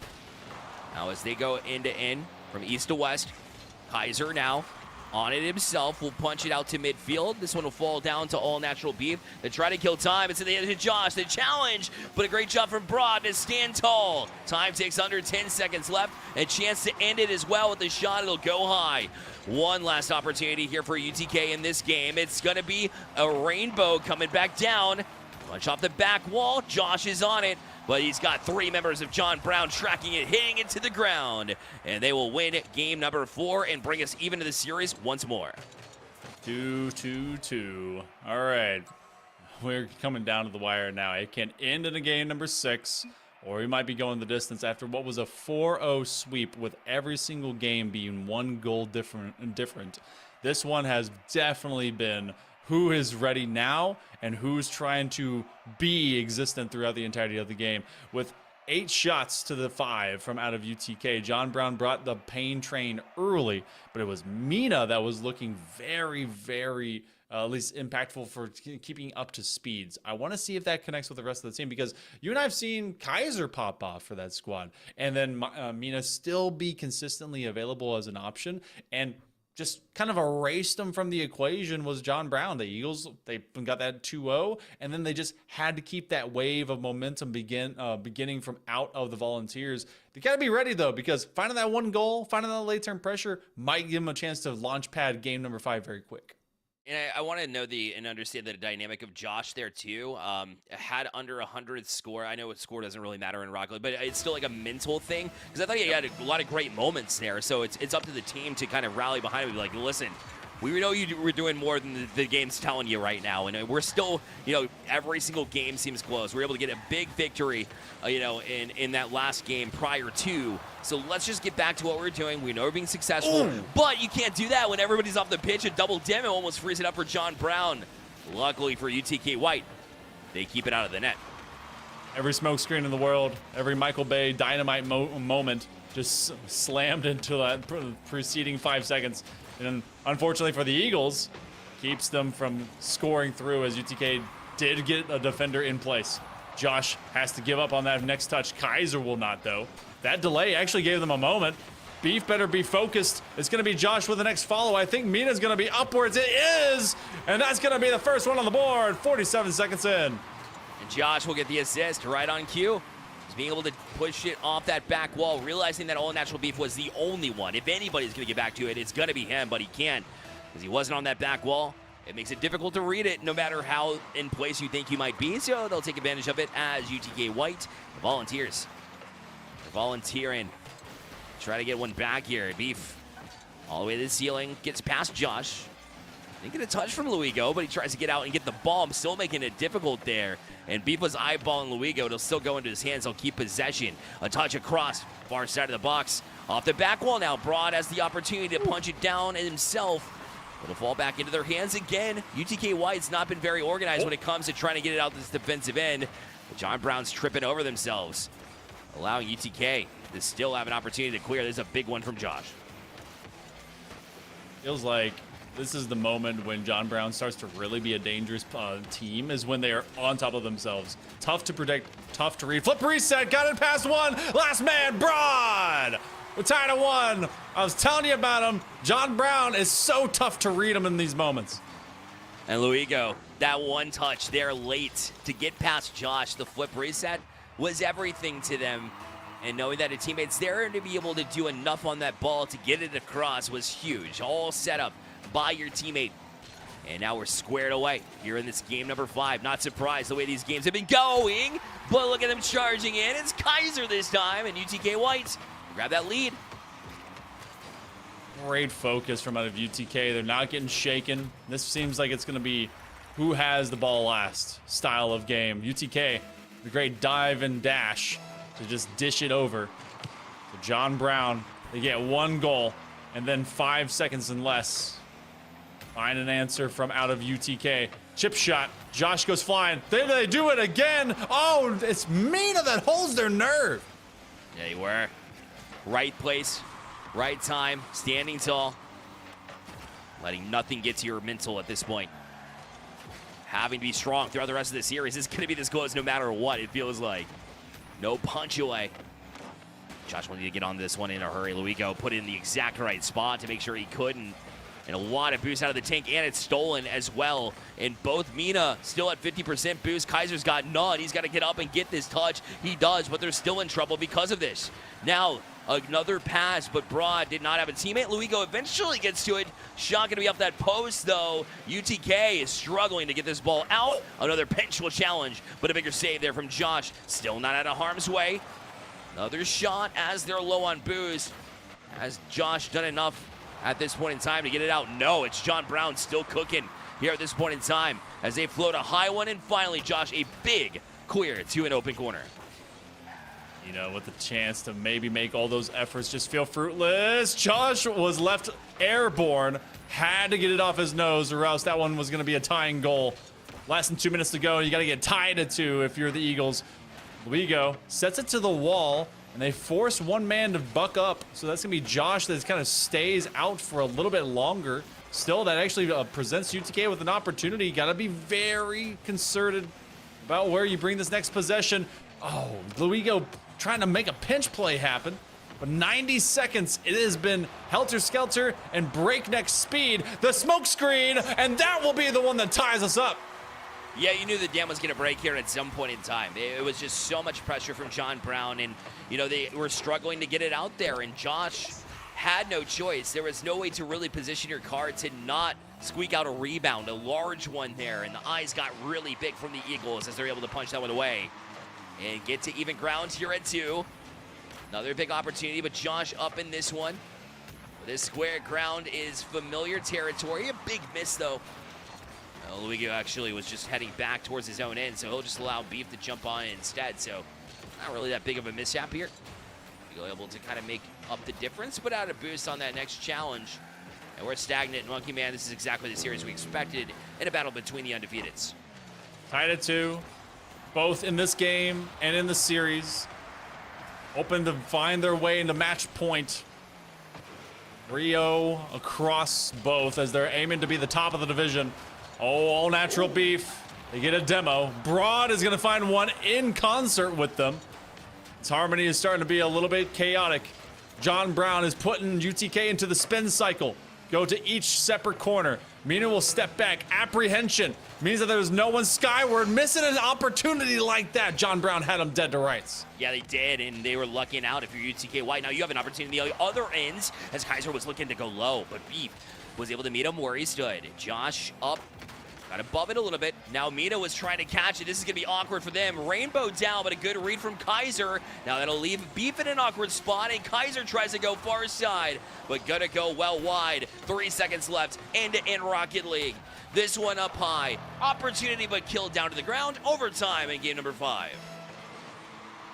Winner of this one is able to get themselves an advantage. Oh, it's an awkward moment. Josh is trying to win it, and that nearly became an own goal. Broad find themselves looking at their own net from the backboard. Anyone skyward. They're going to have Mina with a low punch, and it's going to be Luigo. A chaotic sequence of efforts from the first 14 seconds, but it's UTK that is knocking at the door aplenty. Luigo awkward there in that moment, but was able to position his car even though it was falling off that back wall from the net, which can always make your car do some interesting things. Luckily, he was able to stick with that play, and Broad still wanted to. Big, strong play, and the 50-50 will beat Kaiser. And Luigo sticks to that play as well. As UTK White, they thought they owned that wall, but now they're in trouble as Beef going to push it off the back wall. Nobody to support, but for them, this shot goes wide. Feels bad for a great opportunity from John Brown going by the wayside. And now you got Kaiser with some room to work with. He's going to try to play it off corner. Misses, but some room from Josh. It'll be defended by John Brown. Still in the air. This one going to go off the corner as well and down to Beef as he'll try to handle. See if they get one solid setup. It's still a loose ball play. UTK feeling like they've gotten away with something here. Oh my goodness, using their own near side post just to be able to defend. They're running out of boost for this effort, so UTK is going to start seeing themselves retreat. Kaiser goes up to midfield. He already jumps for that next opportunity. John Brown University and the Eagles find another game. Get themselves a lead in this series. Been tough to come by. UTK has had the couple of, at least from game 1 and game 3, to get themselves onto those points. Match point available. Possibly if they can just get the Eagles to surrender back. Luigo off the tip of his nose, but Muddy Josh is just not going to let that go easily. This is Kaiser had room, but couldn't quite get his car around, especially without boost. Get the corner of the car that you want to put on that velocity that you're looking for. Oh, they'll play it around the bend. Lower 50-50 from Josh can be well read by Broad. A good flick to get past 1-2. Kaiser taking off the pitch. And so it's Josh. A double demo, but can they take advantage of it? They're a little bit too far away from the ball, but Beef is on it now. He'll try to tap it down. He's got some support there from Broad. Pushes it off the back wall, but third man back is going to wisely stay back because UTK White has shown that they can go end-to-end as well. So they wanted to not surrender possession, especially in this heated overtime session. Oh! What a save from Broad. Broad was about to go to the wall and wait for a shot opportunity if that was going to crawl corner, and it was a teammate from UTK that already saw the redirect manifesting. Mina dropping it down. It will be bounces slow. You have Kaiser that does commit upwards, and Josh and Kaiser end up connecting inadvertently. There's not a lot of boost here, but Mina, even on 0, he finds that midline pad. Very much necessary, especially with both of his teammates needing to refuel. 3 minutes. No extra players as they have to skirt along to this perimeter. So even when they have those chances, really just not immediately there. They're having to act from outside the posts. Couple of touches. This one just trying to get it away from the would-be attackers. Luckily for John Brown University, they did not give up possession. Their gold team looking to get to match point if they're able to find it. UTK White trying to do the same. That shot's taking nobody. Back Luigo with the missile. Makes it a 3-2 victory. Overtime winner to get to match point. Josh was in retreat. Mina went to no man's land. It was a doomed effort regardless as soon as they started speeding on by. And UTK, for the first time in this series, will fall behind, and is John Brown grasping for match point. The effort that we're seeing right now, Bear, I feel like this is still going to go to 7, but Eagles are able to put themselves in a good position first. Yeah, Kaiser's 7 shots, and that one just continues to be that player that's, there soaking up, just making it difficult for John Brown. They fought through it, and this team has been just all heart here at this point. You have to be in this series. These two, they want to stay perfect. It's showing. They certainly made a name for both of themselves here. It's the exact one that we wanted to see. This match has been excellent. John Brown, they might have the advantage here, but there's no part of me, not even like 1% that's like, hey, they could close this out in the next game, easily. It's going to be a fight. You know it. So get back in that fight. Keep your head high for both of these teams would be my suggestion, because it's going to be a brutal one. Lots of black eyes as they continue to punch each other back and forth. It's a barroom brawl at this point. It's okay. Who stole the internet? Who's on the Wi-Fi? Stop downloading things, please, and thank you. It's university internet at that. So, can they be able to survive and go to a game number 7? UTK needs this one to go the distance if that is going to occur. John Brown University is in first to possibly go up to 4-0 here in the South. They want to be able to own this side of the perimeter and on the border. UTK needs the buck back. They've done it once here in the series, at a very minimum. They look like a dominant performance in that one too. They 4-1 a little bit earlier. Josh has got some space. He'll take a shot. They will get him on the board as it will go bar in. This will be 1-0 lead here for UTK White. So step 1 complete. Goodness gracious. That's a way that you keep yourself in the game. Keep your head on a swivel and keep yourself calm. Being able to find that first score there, Bear, feels like that's definitely been something that UTK has had to respond to pressure from out of John Brown University, and this time around they establish it first. Broad saying I want to establish it next. John Brown says after UTK comes the Eagles. Hasn't quite found that to manifest into a goal yet. Broad is going to be challenged as well. A heavy one there from Kaiser. Still up on this play. Good tap backwards. At least a good thought. But Josh had to kind of backtrack a little bit to get to it. Hit the reverse. Get the gear going. And they are back in possession pretty quickly. Kaiser tried to get it past 1, but a strong play all the way up to the ceiling as well. John Brown sticks to it. Buddy Josh got to play in. Mina wanted to tap it to themselves, but all natural beef was standing right in the way, and Kaiser forced to make a big midfield play too. The 50 will favor John Brown, and Mina will punch it out. Muddy Josh is there, but couldn't quite get the redirect on target. So close to try and double up the seat. Oh my goodness. Just dropped an elbow on him. Usually you find that in lateral lines, but this one's going to be a redirect. Mina's going to take that one very carefully. Luigo going for the putback. They've got a third man. That's a double commit defensively. And Mina is a man possessed, continuing to just find themselves hurtling across this pitch. Doesn't matter what obstacle, car, ball, or otherwise, they're always around, forcing John Brown to have to get through them. UTK Whites, there's been a couple times where they shot themselves in the back, but luckily they were wearing some bulletproof vests. They were able to kind of build themselves out. One was the double commit we just saw, but then Josh right back in position before you could even take advantage of it. And now Kaiser, this swing around and try to challenge on Luigo, but Luigo is a little bit quicker. Still on this ball, but couldn't quite get that touch they were looking for. Right back out to Broad. Taps it just past Josh. Mina's still there. Great position again. Strong-armed on the 50-50 to punch it out in John Brown University. And Beef having to go all the way across the field. It's to Luigo. Lose a lot of boost, unfortunately, to not move the ball as much as he wanted to. So remain this 1-0 game into 2:16 remaining. UTK White's almost finding another one, too, as the defense looked a little bit lackluster here. This is going to be up in the air and free, but Luigo gets the touch right back down to Mina. Couldn't quite get the touch they want either. So John Brown keeping themselves close, at least for now.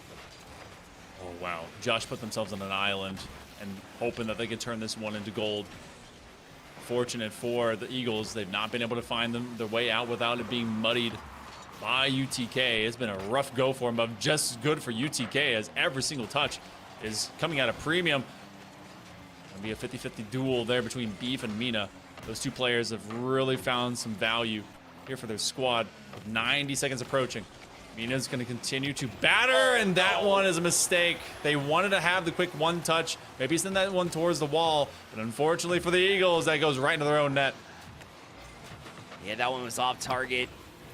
And it happened so quickly, right? That shot had enough velocity where even if the teammates are commenting, yo, it's wide, it's tough to like stop your momentum at that point to try to get away from it. Unlucky there from John Brown. And the more we're ticking late into this game number 6 rather. No, 5. It looks like we're going to go to a game 7. Here's game 6 has been all UTK White as far as the scoring goes, making the third one. So it's getting closer and closer here. Man, Knoxville knocking through a few. Oh, there was so much expectation from out of Broad for their teammate to make a connection with that. They were like, oh, I don't even have to really find it because I should just be able to turn. Slides right by them. By the time they're tracking it, it's already being tracked down by Kaiser. So UTK, it looks like they've done enough. 75 seconds is still time on the clock. Oh, they want that one back, and the defense is showing up, making sure that this will be the scoreline that stands. There's been a few games in this series, Monkey, where it's just like one game feels like it's just like, this is going to be UTK White. No matter what happens, they're going to have everything. This happens to be one of those. We saw that from John Brown University as well. It's crazy how that's kind of worked out, where one team will dial in and not let anything happen on the other side. This one's ticking farther and farther down. Great passing play as well. UTK White wanted more. That looks strong. It'll go all the way back into their end, so they have to play again, but they're just really killing time at this point as we await the inevitable Game 7 here momentarily.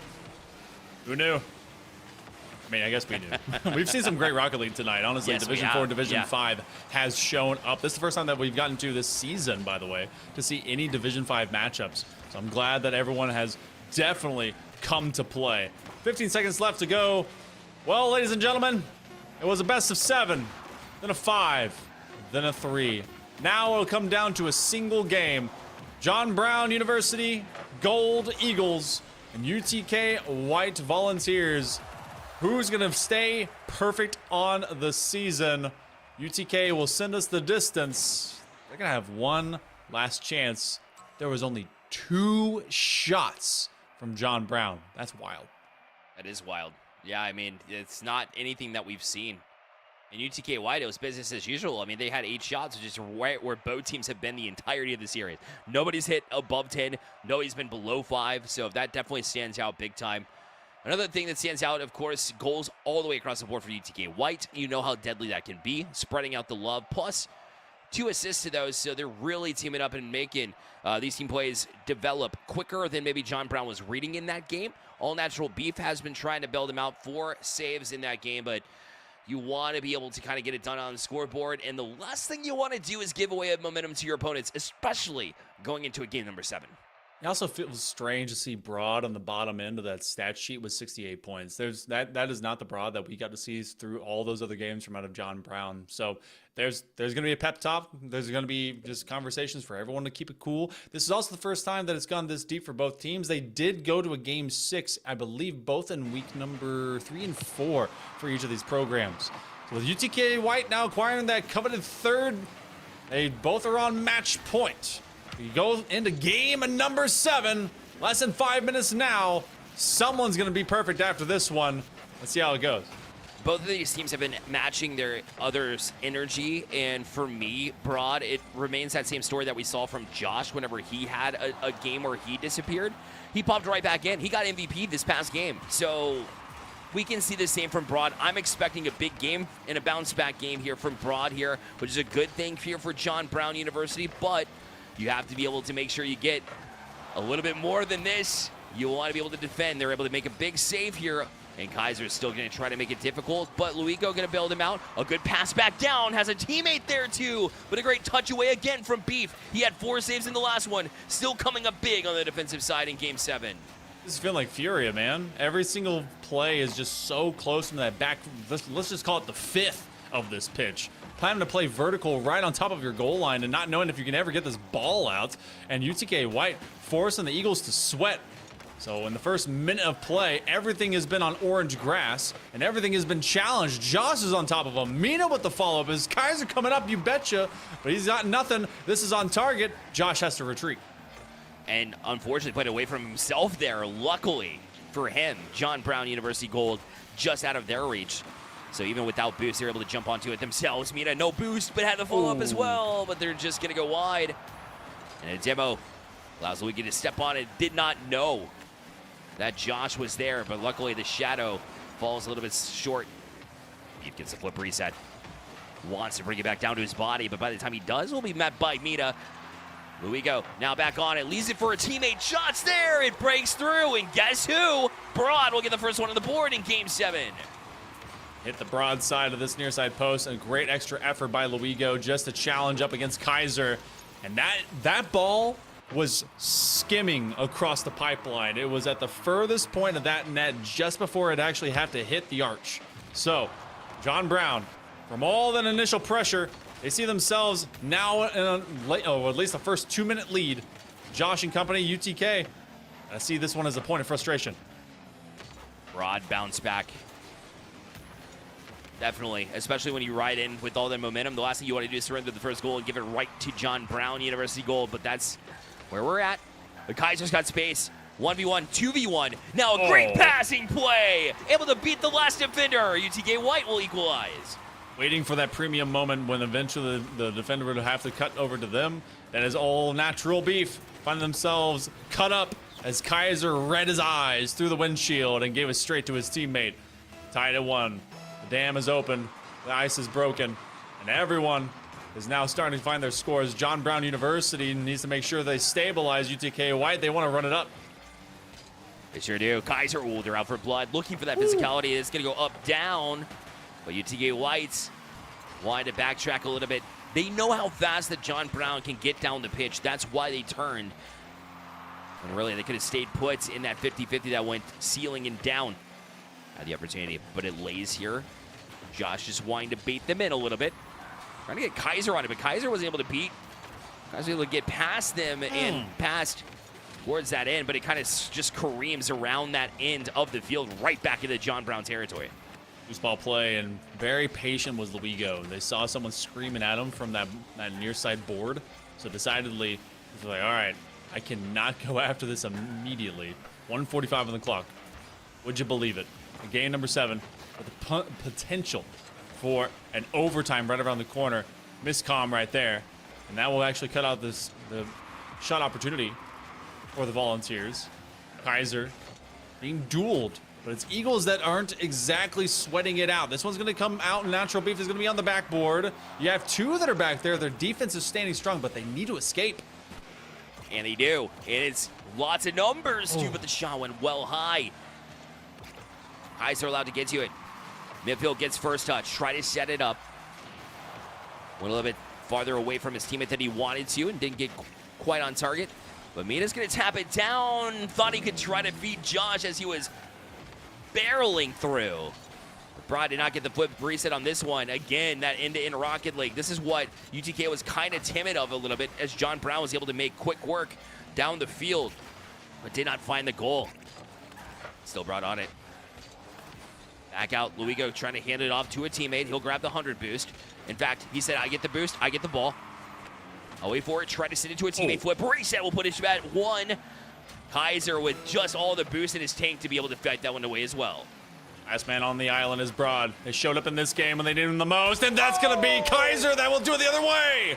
2-1. It takes one counterplay. Luigo trying to get up into it, but that's Mina over the top. That one extra touch from the wall gave Kaiser a second look that he liked. It gave him that second look, that touch past the defender, and the 100 boost to be able to get up into that play and actually make a challenge. And now it's up to John Brown with 20 seconds left to try to fight and find some life of their own. And a missed touch there from Josh. Try to get the second touch of their own from Broad. Not quite there. Now a missed touch. And now Beef carrying, ran out of boost. Luigo needs to get this touch. He'll keep it alive, brought around it. Kaiser able to fight it off. This one high up in the air. Josh trying to kill it, but Luigo will keep it alive. Now it's still there, off the hood of the car, but it will find its way to the ground. UTK White in Game 7 will beat John Brown University Gold and stay perfect.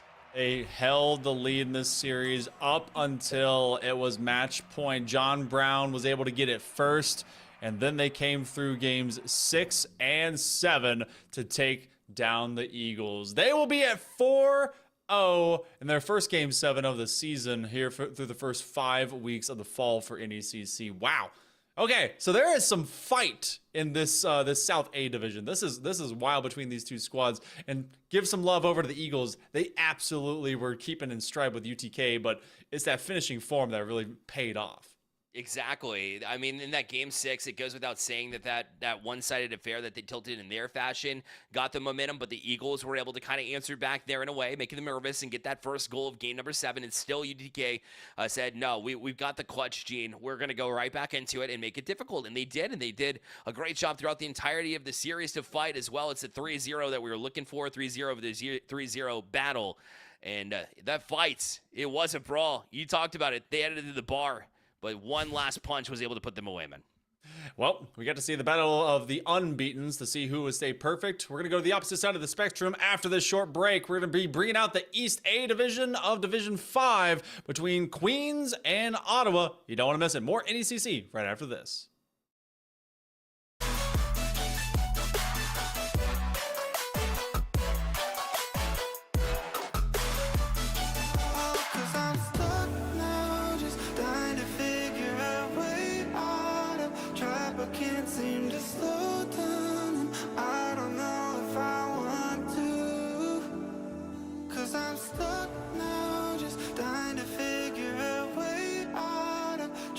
Can't seem to slow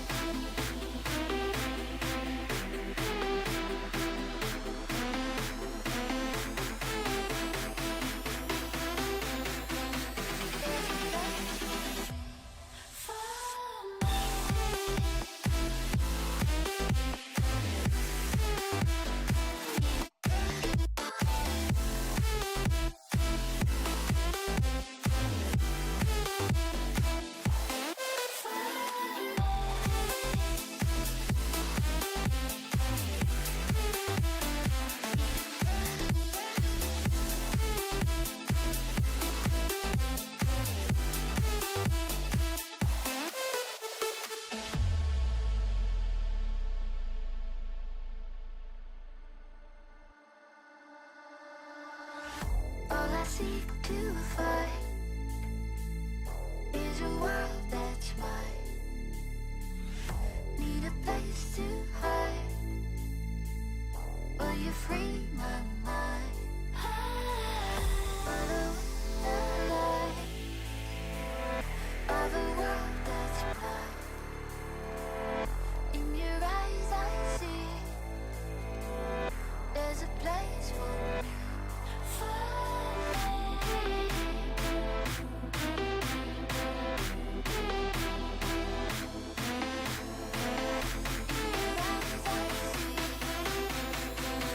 There's a place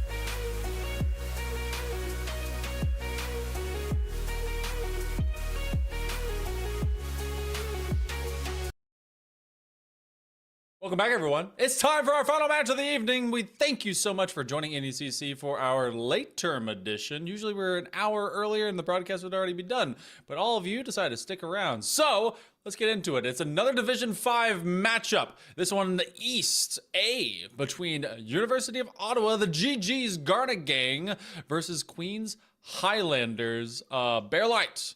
So far, we've been gifted with some great matches. First one was a sweep. 1-pointers. That one was a game 7. I don't know what's left. I guess everything in between, right? Yeah, that's right. Listen, NECC After Dark is where it gets interesting, which is what you're joining us for here. But yes, a couple of 0 and actually a 0-4 team with U Ottawa Garnet.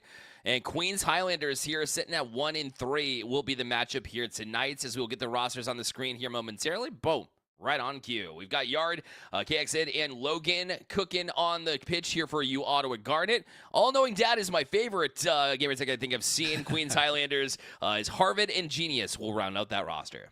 One thing that is some history right now for you, Ottawa Garnet, is that honestly it's not a great stat for to be brought up in its entirety, but here we go. 5-2 in the fall of 2024. The last time that this team won a match was October 31st of last year. It is a week from the anniversary of that. Ottawa has not been able to record a match win, or at least this Garnet squad has not been able to record a match win. Went 0-7 in the spring, trying to bounce back in some way, fashion, and form. Queens Highlanders, not exactly much better than that, as they had one from that previous semester. So there's a lot of improvement that can be made for both these teams. Ottawa, because they're at 0-4, mathematically, they might be in the dumps right now. Queens Highlanders, they're not out of it, but this is a launch point for both squads to maybe stand up and fight for their fall semester. Yeah, you Ottawa, on their anniversary, looking to maybe play spoilers a little bit. It's still, this might be the best opportunity they have to win a game this semester, and it's going to be tough because Queens is, sure, they're 1-3, but they're also managed by Wizrow, who we've seen on the Golden Gale squad of this same Queens University team. So again, you have to be able to get through what is great coaching management from a deep team in Queens. But luckily, if you're U Ottawa, you can say the exact same. They have a well-established program across multiple esports titles where they can dive into that tank of knowledge and experience to be able to put one on the board. So I think we're going to get a heater just like we saw in the last series, Monkey. Yeah, definitely so. I mean, both these teams, 8-15, 8-16, respectively, between Queens Highlanders and U Ottawa Garnet. So, see if the GGs can find themselves on the better part of history, or will they be waiting a full year for their first match win since the fall of 24? Queens Highlanders will start on the back foot as the GGs bear in. Harvard's already up in a hurry, challenging KXN, but KXN gonna be able to get to that one, but Logan has to make a pretty quick save there as Genius was basically on it. And it pretty quickly, too. Logan's pass going to be easily detected here from Queens. Queens right back on it, and Harvard going to punch it into the offensive zone. So you can tell those midfield passes won't be as open as they have been for U Ottawa. They are denied, essentially, and the good reads there at midfield will be difficult to manage here if you're U Ottawa Garnet. I like that Genius keeps themselves grounded by saying genius? Question mark? just food for thought for anyone that sees their name. Like, genius. And then shake of the head comes from the coach. Like, come on. Yard aiming for maybe a smart level touch to try and give it over to KXN. As Logan is the only one with boost right now from out of the GGs. Still, the shot goes firing with absolute gusto. Harvard will make that connection off of a double commit, but Queens Highlanders will send this one out. And this is a lot of volleyball right now. It is. Tons of back and forth. The demo off the post. Will stay in. XN being challenged as well. Logan, can they get the touch? No, but Genius couldn't either. And you have to be able to stay on that ball regardless. But they are. And all-knowing Dad comes and strikes first. Queens Highlanders 1-0 lead. Hey, KD, gotta know me. That's all-knowing Dad. And unfortunately for Yard, they came up, but they found the bouncer going all over their head. So that presents an opportunity that all-knowing Dad simply was not going to paddle down. 1-0 here through the first minute and 35. And that might open things up as Ottawa Garnet now plays in chase. I mean, Queens Highlanders definitely playing up to their individual names that we have. We have Harvard, all-knowing Dad, and Genius. So that's three well-rounded, smart individuals name-wise, and it's definitely showing through. They're also really speedy, too. I've noticed their speed. Harvard didn't connect with that one, though, so that will leave it relatively open. All-knowing Dad just had to fight that one off to the corner. And Genius plays it back down. Logan's still going to press in. Really wants it. Yard goes high in a hurry. Off the corner, will direct it back towards target. Genius is able to dive onto it using all the boost in the process. And although Harvard missed, luckily he had all-knowing Dad to try to bail him out. But still, U Ottawa doing a great job to sustain a little bit of this offensive zone time. Will they succeed for it? Yes, they will. Logan will punch in the equalizer.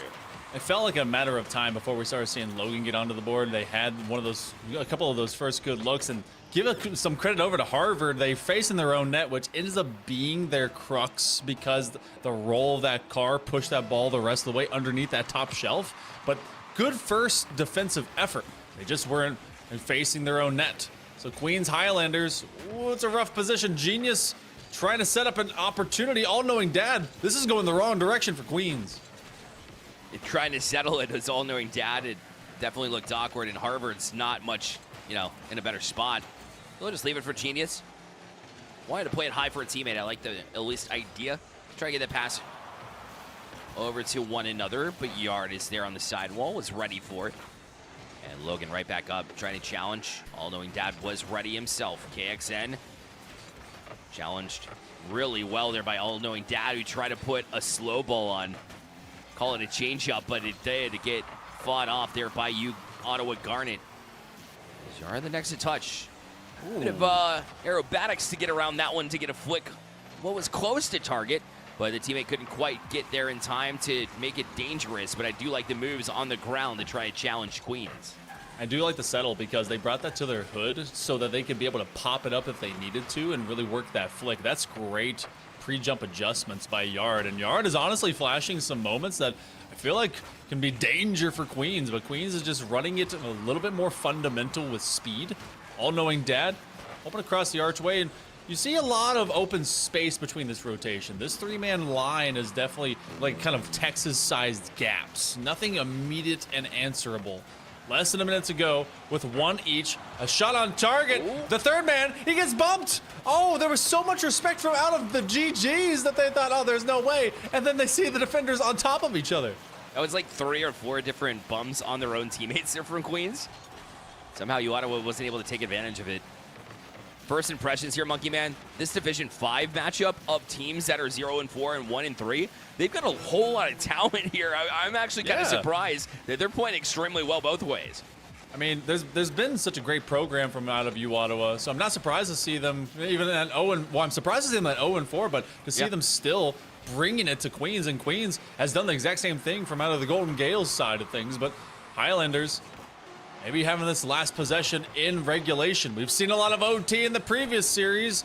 This one might have its first. Genius trying to cut off Yard. Yard going for the ball, and boost will be available. Queens Highlanders just need to put this one to the ground, which is exactly where it's going to be let to settle by Ottawa. So we find overtime. Yeah, wise choice to let that play into the grounds. A lot of overtimes here tonight, Monkey, and I'm here for it.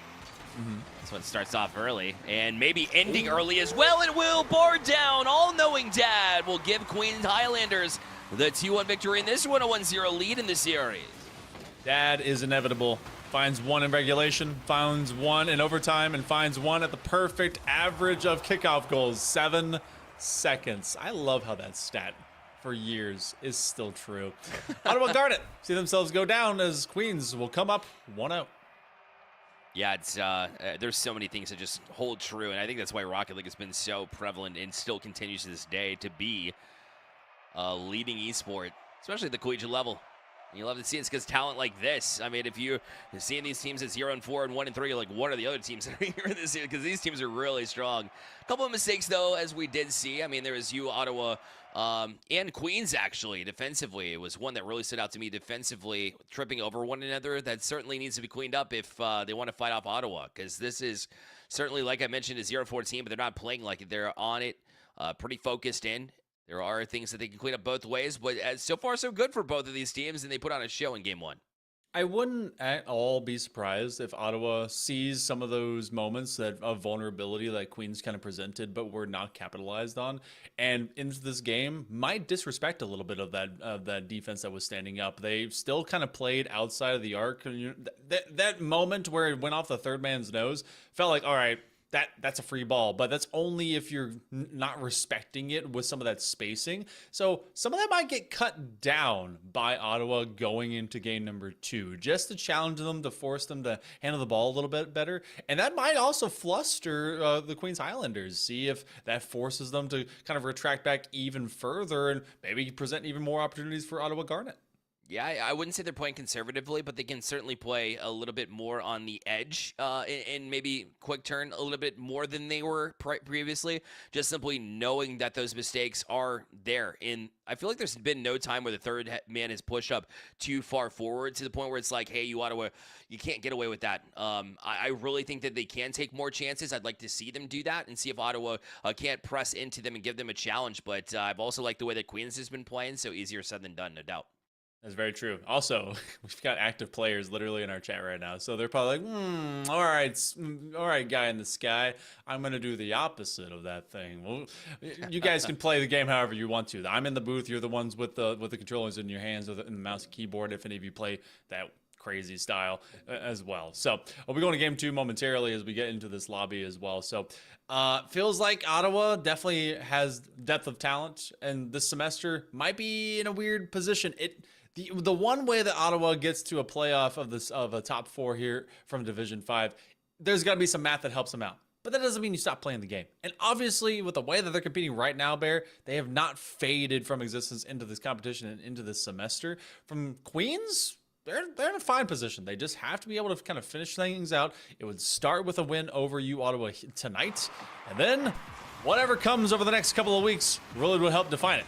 But KX into the game. Gonna try and run it first, but it's all-knowing Dad. That's the first mini-boss to get past. It is, honestly. Been everywhere and been so dynamic whenever they touch the ball, and they know that they don't have to either. It's not like they're leaning on themselves to chase or create offensive chances that just aren't there. They can rely on Harvard to set them up. We've seen that a couple of times. Genius has done exactly the same, so you have that trust in your teammates. Everything seems to be vibing. It feels good when those moments do happen. And Queens has found a few of those, especially in the overtime winner. They go right back to it, though. All-knowing Dad gonna fake them, go low, looking for a bump here. 2 made it awkward there for Yard, but he does bail out Ottawa Garnet early. Genius is telling his teammate to give him the big corner boost, and just as KXN, I think it was tracking them, so that's going to be one very low boost defender having to roll back for Ottawa. Pooch kick situation. Harvard wants to go and get a bump onto someone. The Yard has been kind of basically the possession and handles man, going to low ball and basically small ball play. to force Queens to have to bring it to the ground. Whereas Queens tries to air this one out. Everyone retracting back from the GGs out of U Ottawa. Haven't really seen them establish control. They have it for this connection. All right. Oh. As soon as I've been looking for, they show it on tape. Bang, bang. What a play. Yard from the side wall. Realizing there's a lot of space and a teammate already up for it too. That requires a very quick jump, and KXN was ready for that one from the get-go and labeled top shelf. Great play there from Ottawa. That's the kind of talent that you need to see over and over and over again. Remember, only 3 goals combined in the previous game, 1 each, and then before overtime.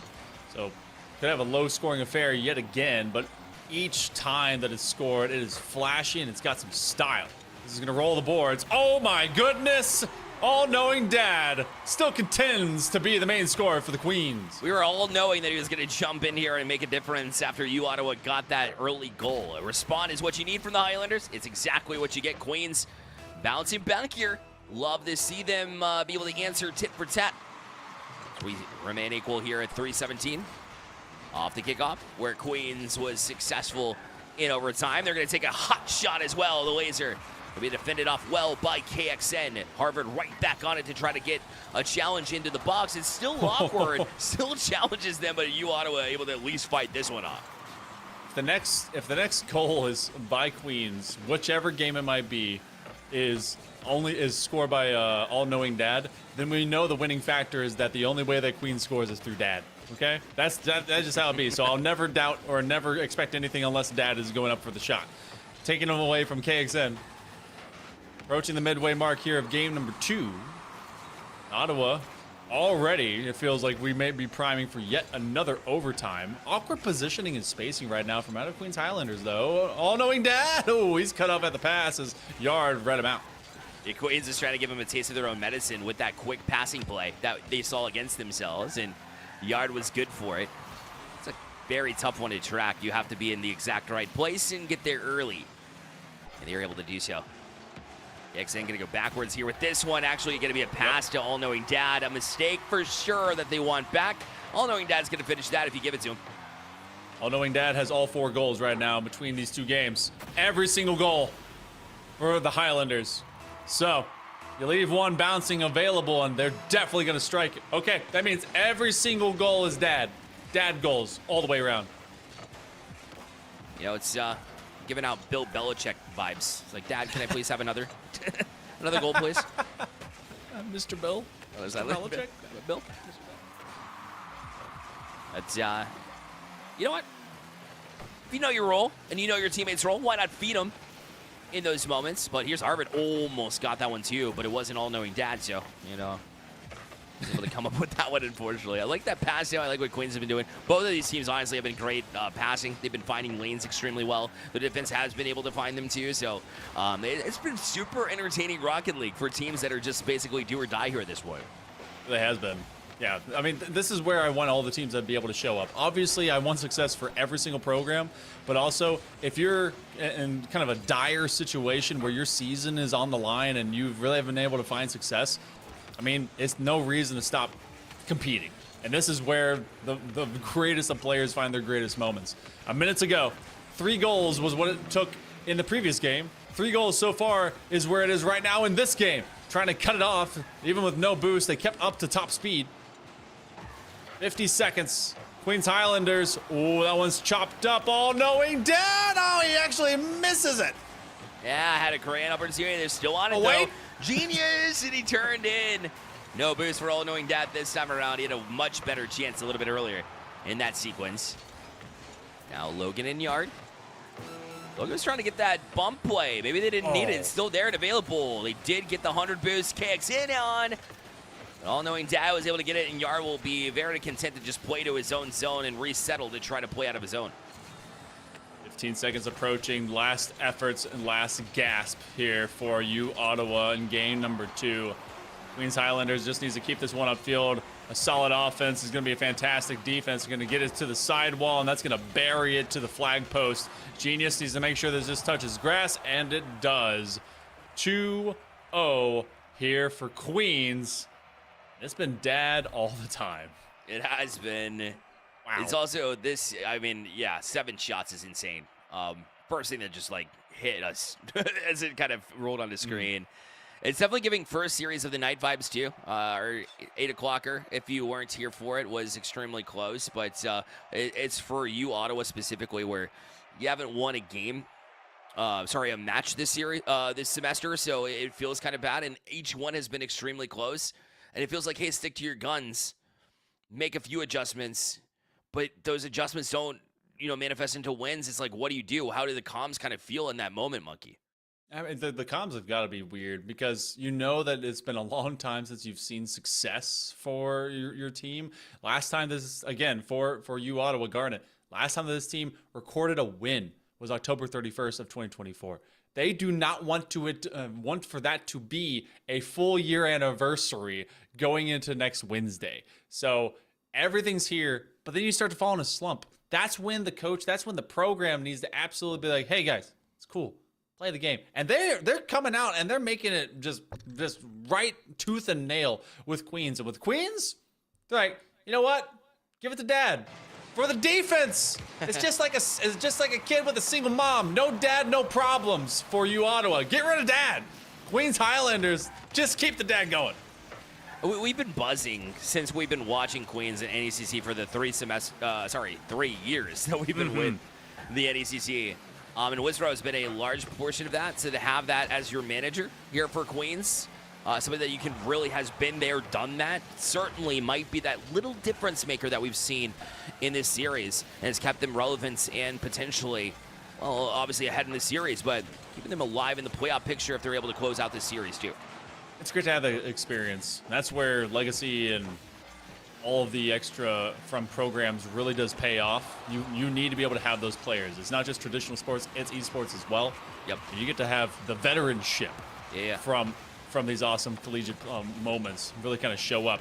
Logan over to Yard. I like the creativity that we're getting out of you, Ottawa Garnet. This is definitely something that keeps them in the game and makes things difficult for Queens to advance upfield. Yeah, you saw it with KXN right there, just in the corner, and just pauses himself. Why get eager with it when you could just 50-50 there, low, and keep it close to home, right? Keep it close to the chest. There's no reason to just give possession away. It hasn't happened very frequently, but when they do, Queens is able to turn that around and get quick goals from the all-knowing dad. Great fake again. There's that creativity.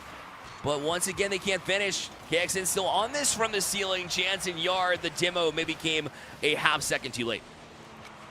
I think at least 2 fakes off of that push-up field. Just started just kind of staring at the ball and thinking, all right, head fake all the way. That's a shot on target. KXN brought that with mustard. That was intense, yeah. Yard set him up too with a great touch off the sidewall. When you realize the defense isn't there, you've got room. KXN, great read. You have to trust your teammates to be able to pull something like that off. Great feed, great finish. You Ottawa Garnet up, which is a rarity here in the series, but you love to see it. I think this will be the second time they've actually hasn't been you Ottawa. That's oh my goodness! I'll shut up. All-knowing dad, the only scorer for Queens. It is wild. 161 kilometers per hour. By the way, that sounds fast. Yeah, because the bench, definitely when you got 2 bodies on that, pinch it in the net, there is nothing you can do. That's like trying to, try to hit a scoop ball fastball during the MLB. Doesn't happen very frequently.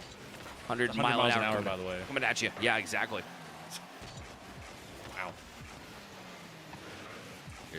Wow. Yard and Harvard. We're both up for this one. Harvard actually won that one, but a bit of a double commit there from Queens. So Harvard will have to be very sharp here defensively. Got the numbers against, not going to be able to do it. Yard played that extremely well. So you Ottawa Garnet getting the lead back. Just one little kick-up touch, and that's actually what Yard has been looking for. I've noticed that the way that they like to collect the ball and keep it really close to their car, they want to basically just kind of ego challenge into a one-on-one. If they can do it. It's a tough thing to do, especially into threes, because you got a lot of cars out here. So if Yard is able to at least isolate a player as the final one, they might be able to do that a little bit more often. But if Queens intends to take this game, we have to break pattern. They have to be able to get beyond 3 goals in total between both of these sides. Right now, you Ottawa Garnet has definitely come to play, and they're just letting it all hang out on the pitch. Yard has been super dynamic too. Every time he touches the ball, I'm feeling like something's going to develop. It already has a couple of times. But now the other way. Genius had that opportunity with the flip reset. I think he ran out of boost just before he was able to get that officially. KXN right in possession himself. Well, 50-50 this one, trying to play it back down to himself, but Genius was able to close the gap before they were able to get something going. Still space given up, and Yard's got it. Great fake, pass one, try to speed it up at the tail end, but Genius was good for a save. For just something of a chance, just seeing if any of the Queens Highlanders would make a mistake. All-knowing dad looking for the hook shot. They wanted to be able to slice it just behind KXN. Yard actually got demoed after that, and KXN doesn't have any extra boost. Genius, if you can make this touch, might be able to get a midfield pass. All-knowing dad takes away not just one, but two big boost pads, as Harvard now will be on the lesser end of it and will be surviving on to little ones. Ottawa Garnet hasn't been able to build this lead, but they still got the one that matters the most. All-knowing dad will have it on the turn, and he's got it on the next shot opportunity as this is going to go to the sidewall. Good pickup by KXN. Yeah, the way he tilted his car to make sure it went off the bottom side to play it to himself was good. Allowed him to get that second touch, but now they're right back on it, trying to just throw one on net, essentially. KXN still being strong in these moments. Ottawa's rarely had the lead, but when they do have it, they've been looking pretty good to try to hold on to it. Queens made it disappear. They gained it directly back. And with 45 seconds left, it's all they need to kill off. KXN, again, another strong 50-50. Making it difficult here for Queens.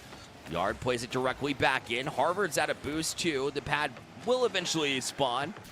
The very last second where we saw them down to 30 seconds left, they're still trying to hold on to this lead.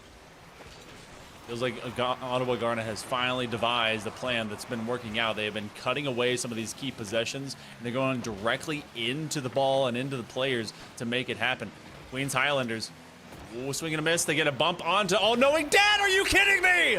Every single goal, every single one. And none bigger than this one either. Ottawa Garnet, that feels bad, man. You were holding on to that lead for an extended period of time in this game, and it disappears with just 12 seconds remaining. And look out, you know Queens is hot after they get a goal. 10 seconds left, and they will have ball possession here to start.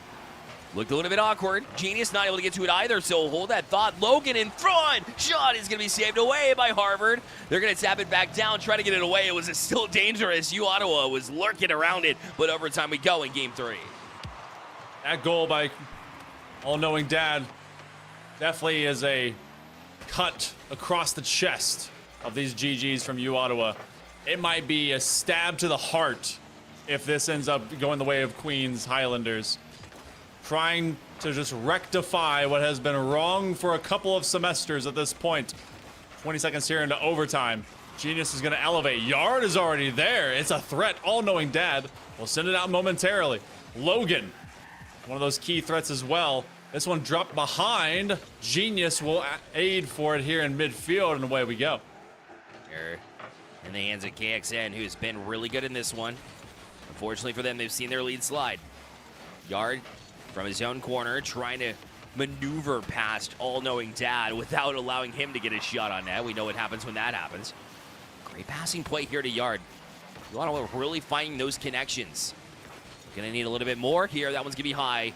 Need that extra touch. KXN can't get it. Shot taken. It's all-knowing dad again. 3-2 overtime winner. They'll go up 3-0 here in the series. It is always dad. Every single time, it's dad. This is the most amount of times I've ever said the name dad in my life. Oh my gosh.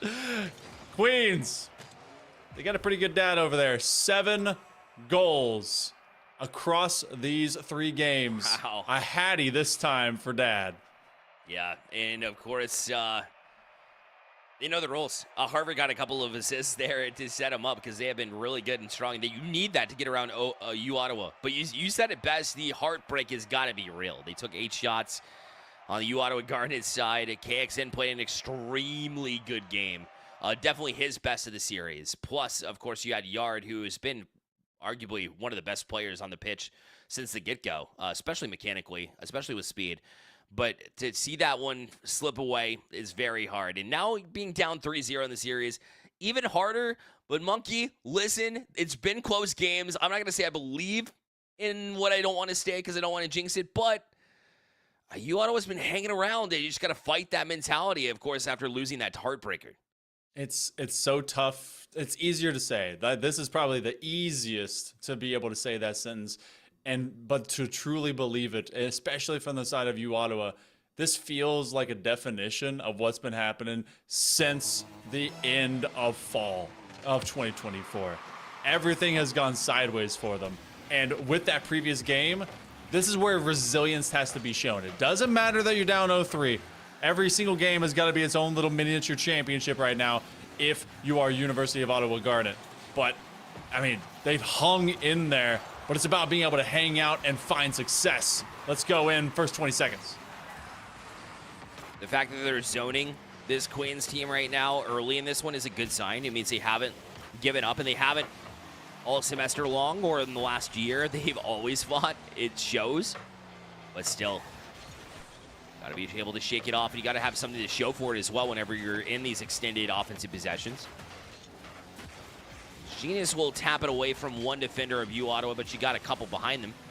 And Gagson will be the 1-2. Get it out of harm's way. Harvard will leave it for a defender. It's AKD, the all-knowing dad, but this one's open, though. The bouncer somehow stays out. It was touched away by no other than all-knowing dad, who almost put in another goal. Oh, my goodness. What a clever touch, by the way, because not only did they go behind him, but he actually found it from his undercarriage and flipped that one upwards to the backboard. That was such a tough, just finesse touch. And now all of Ottawa Garnet is looking flustered. They're all into the same exact corner, and it's all-knowing dad. Oh my goodness. 8th of the series, first one of this game, continues to be the goal scorer. This is a team with a game plan coming in, and they're holding to it quite literally. Nobody else can score. Give it to the all-knowing dad. AKD continues to impress. It's always dad, every time. All-knowing dad. I don't know what they gave him for Father's Day, but apparently they're giving back to the kids. It's back in June, dude, and he's still I know. reaping the benefits. Living high, man. I don't know what AKD got, but apparently it was awesome. Harvard wants to find this one maybe off a pinch, but they're just going to take small ball control as they combine, I believe, with all-knowing dad. 2 minutes about to elapse here in game number 4. Queens Highlanders have been keeping this one running downhill, but Ottawa Garnet has found moments where they've kind of peaked beyond the veil, gotten to their exhaust pipe. It's not been mishandles, been loose ball plays. Might be able to finally streak their way out of it. Does Genius score? No. It has to be dad. Come on, where's dad? Yeah, exactly. Yard is like, no way I'm letting that happen. Also back and forth. Tried it. All-knowing dad now back in possession. As well, bounce out to another member of the Queens. All-knowing dad. No boost in the take. Grabs 12. Banked off the sidewall, but Harvard read that one extremely well. Not able to maneuver his car to get the foot reset like he wanted to, as he was running low on boost. That's a great passing play, though, Logan. She's just a little bit wide. He was fed by Yard, but couldn't quite finish. Still on it, it's Yard. But Harvard taps it past him, and now in a dangerous situation, Harvard was looking for one off the back wall. And I was looking for dad, much like I have been most of my life. But I thought that they were going to be able to get it go from post to post. 2:10 on the clock. Queens Highlanders, they've got one goal, and that's been the difference. That's been the split between them and Ottawa. It's very much a similar mathematical calculation from what we had in our very first series of the night, like you mentioned here, Bear. This one's just had a slightly separate identity with all goals gained by one man for one team. And it's not like they haven't been joining together as a total squad. They've definitely all been influencing this pitch. They absolutely have, but look at it. That's going to be a pop high. All-knowing dad is going to be defended away by Harvard. I think one of the worst signs here from Ottawa is the fact that we've got the Ramen Dragon in chat right now as they're up 3-0 against them. So we know how he can cause a bit of the sweep action right now. Ottawa wants to fight and break that trade if they can. All-knowing dad will sweep this back line. 75 seconds to go. Queens might have scored the only goal necessary much earlier on by all-knowing dad, as the GGs need something. Heart is gonna break. Do they have to wait a full year to truly get this to work out, to find victory, to get a W in the winners column? All-knowing dad letting this one drop down. He's denied just as he goes for the floor pinch. Genius will park the bus here in the top of the key. 45 seconds left, and Queens Highlanders just needs to keep pouring it forward, and Ottawa's got to break out. Yeah, they're trying to. All-knowing dad right here. Able to fight through one. Logan takes a shot, but it's going to be Harvard to send it out. Kill more time here. 30 seconds left. Monkey still a 1-0 lead.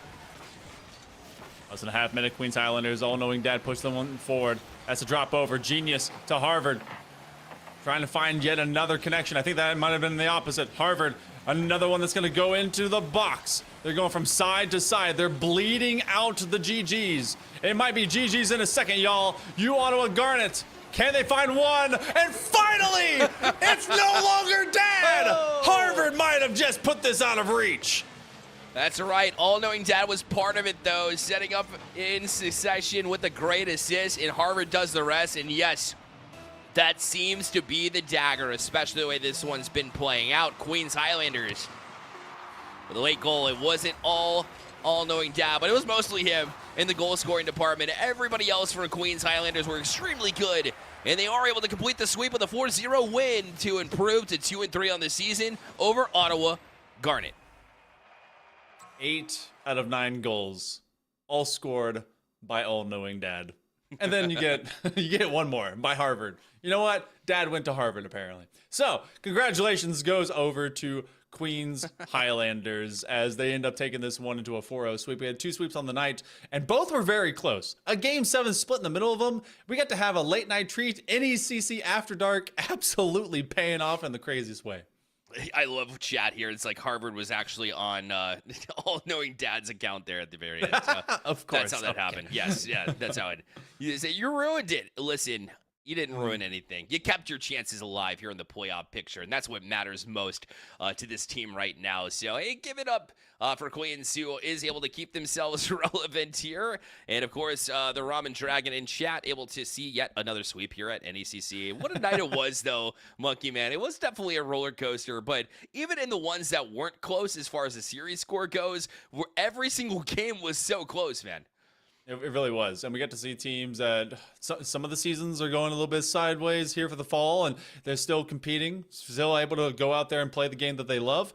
Teams that are definitely in survival mode, but another one that's gone improved from 1-3 to 2-3. They are in that race. Getting to 4-3 is not the safe mark, but it's definitely the necessary mark if you want to make a divisional playoff run for this semester. So, good looks and the perfection that was also maintained in our previous match. So everyone getting a chance to really kind of strut themselves tonight, as well as you and I on broadcast, but that's made possible by our awesome producer in Chippy that's able to put us in your spaces with our faces. So Bear, they separated us for like a month, but I'm glad we were able to be back together, man. Oh, me too as well. Absolutely. It's always a pleasure. It felt like we just kind of picked up where we left off as always. We need to hang out more, man, by the way. Yeah. But, you know, we'll get it done. But we gotta thank Wenzel's as well. By Blue Light, they have been fantastic as sponsors. Extron as well, by the way. Again, fantastic when it comes to tech. If you need anything, certainly worth a look there too. Well, we've got League of Legends coming up tomorrow at 9 p.m. Eastern time, and of course, Overwatch 2 will be on Friday. Their normal slots, Monkey. So plenty of NECC to close out the week as well. It's going to be fantastic. I hope that you guys continue to tune in here to NECC. And the same days that we also do this one, it's NECC 2 that also runs, I believe, Rainbow Six Siege. So if you want to check out all the esports titles, all you need to do is follow NECC Esports on all of their socials. You can do it here. You can do it on YouTube. You can do it on Twitter. You can do it pretty much anywhere that you can find NECC, which is pretty much across the entire collegiate space. But for tonight, thank you guys so much for staying up late with us. We promise we'll get you to bed early next week. But I'm Hail Monkey Man. That is Barrelite. You have been fantastic. We'll see you next time.